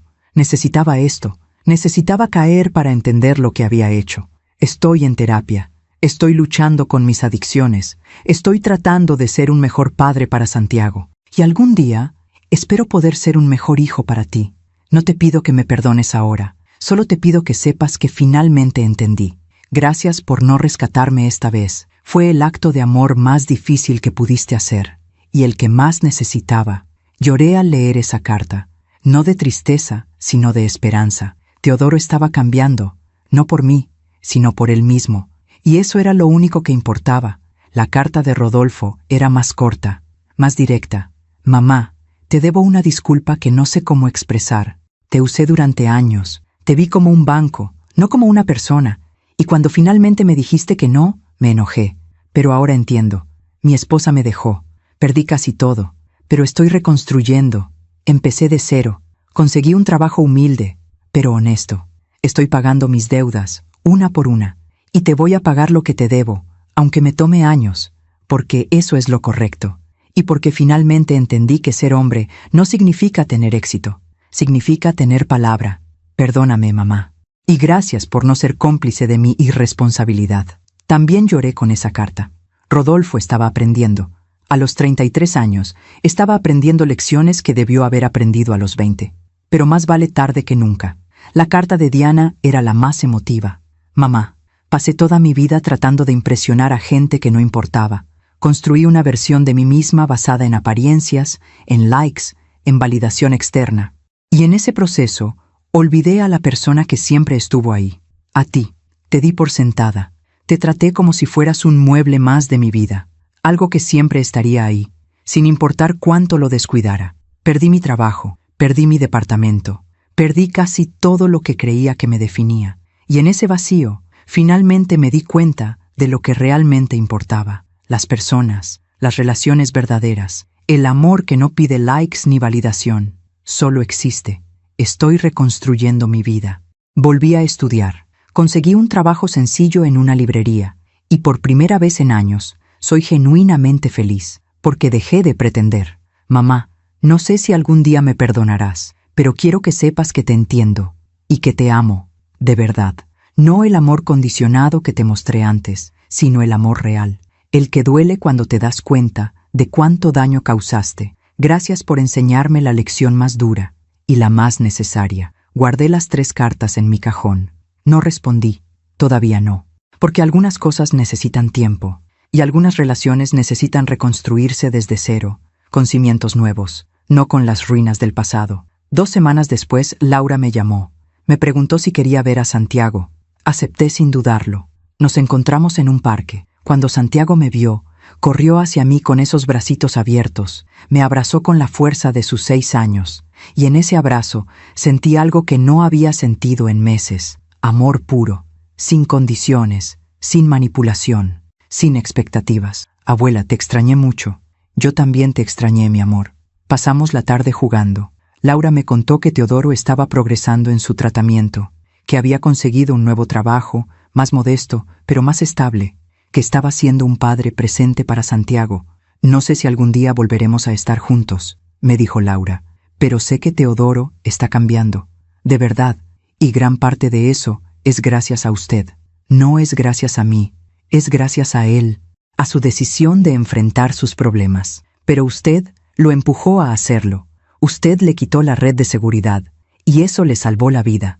Esa noche, acostada en mi cama, pensé en todo lo que había pasado, en cómo un solo momento, una sola decisión, en una noche de Navidad, había cambiado el curso de mi vida y de las vidas de mis hijos. Si les hubiera perdonado una vez más, si hubiera ignorado ese mensaje cruel, si hubiera seguido siendo la madre incondicional que siempre fui, nada habría cambiado. Ellos habrían seguido usándome, y yo habría seguido anulándome.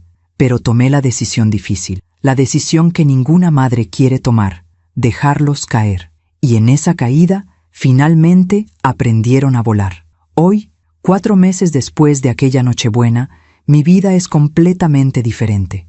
Tengo una rutina nueva. Me levanto temprano y camino por el parque. Desayuno en una cafetería donde he hecho amigas. Voy a clases de pintura los miércoles. Visito a Santiago cada 15 días. Y planeo otro viaje para junio, esta vez a Oaxaca. Mis hijos están en mi vida, pero de una forma diferente, más sana, más equilibrada. Teodoro me llama cada domingo, no para pedirme algo, sino para platicar. Rodolfo me depositó 1,000 pesos el mes pasado. Es una cantidad pequeña, pero es el primer pago de su deuda. Y lo que más importa, es un gesto de responsabilidad. Diana me visitó hace 2 semanas, trajo flores, se disculpó de nuevo, y pasamos la tarde cocinando juntas, sin hablar del pasado, solo disfrutando el presente. No sé si algún día nuestra relación será como yo soñaba. Probablemente no, porque los sueños basados en ilusiones nunca se cumplen. Pero podemos construir algo nuevo, algo real, algo basado en respeto mutuo, en límites claros, en amor genuino. Y eso es suficiente. Si estás escuchando esta historia y te identificas conmigo, quiero decirte algo. No eres egoísta por poner límites. No eres mala madre por negarte a seguir siendo usada. No eres cruel por dejar que las personas enfrenten las consecuencias de sus acciones. A veces, el acto de amor más grande es decir, no más. Es permitir que las personas que amas caigan, para que puedan aprender a levantarse solas. Es valorarte lo suficiente para no aceptar migajas cuando mereces amor completo. Me llevó 59 años aprender esa lección. 59 años de dar, de sacrificarme, de anularme. Pero finalmente lo entendí. El amor sin respeto es maltrato. Y permitir el maltrato no es amor, es complicidad. Hoy me miro al espejo y veo a una mujer diferente. Una mujer con canas que ya no esconde, con arrugas que cuenta con orgullo, con ojos que han llorado, pero que también han aprendido a brillar de nuevo. Veo a una mujer que eligió su dignidad sobre la aprobación, que eligió su paz sobre la culpa, que eligió vivir sobre sobrevivir.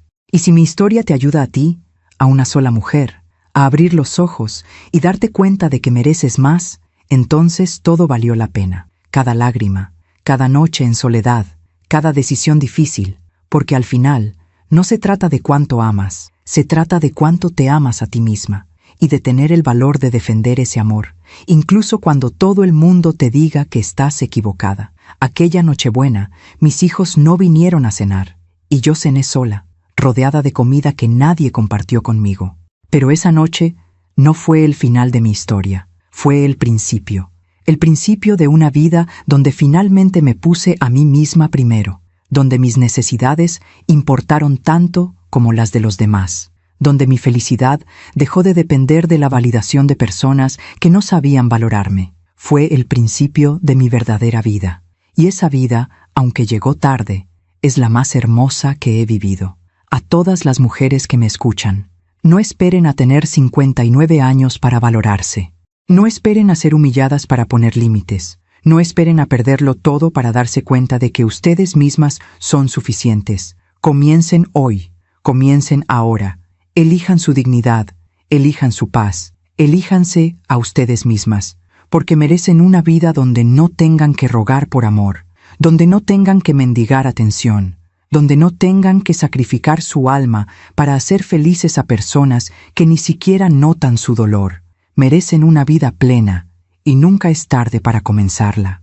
Gracias por escucharme hasta el final. Si esta historia tocó tu corazón, suscríbete y activa la campanita para escuchar más historias de mujeres que transformaron su dolor en sabiduría. Cada día, una mujer, una lección de vida. Comparte esta historia con alguien que amas. A veces, una historia así puede cambiar todo un día. Que Dios te bendiga y hasta la próxima.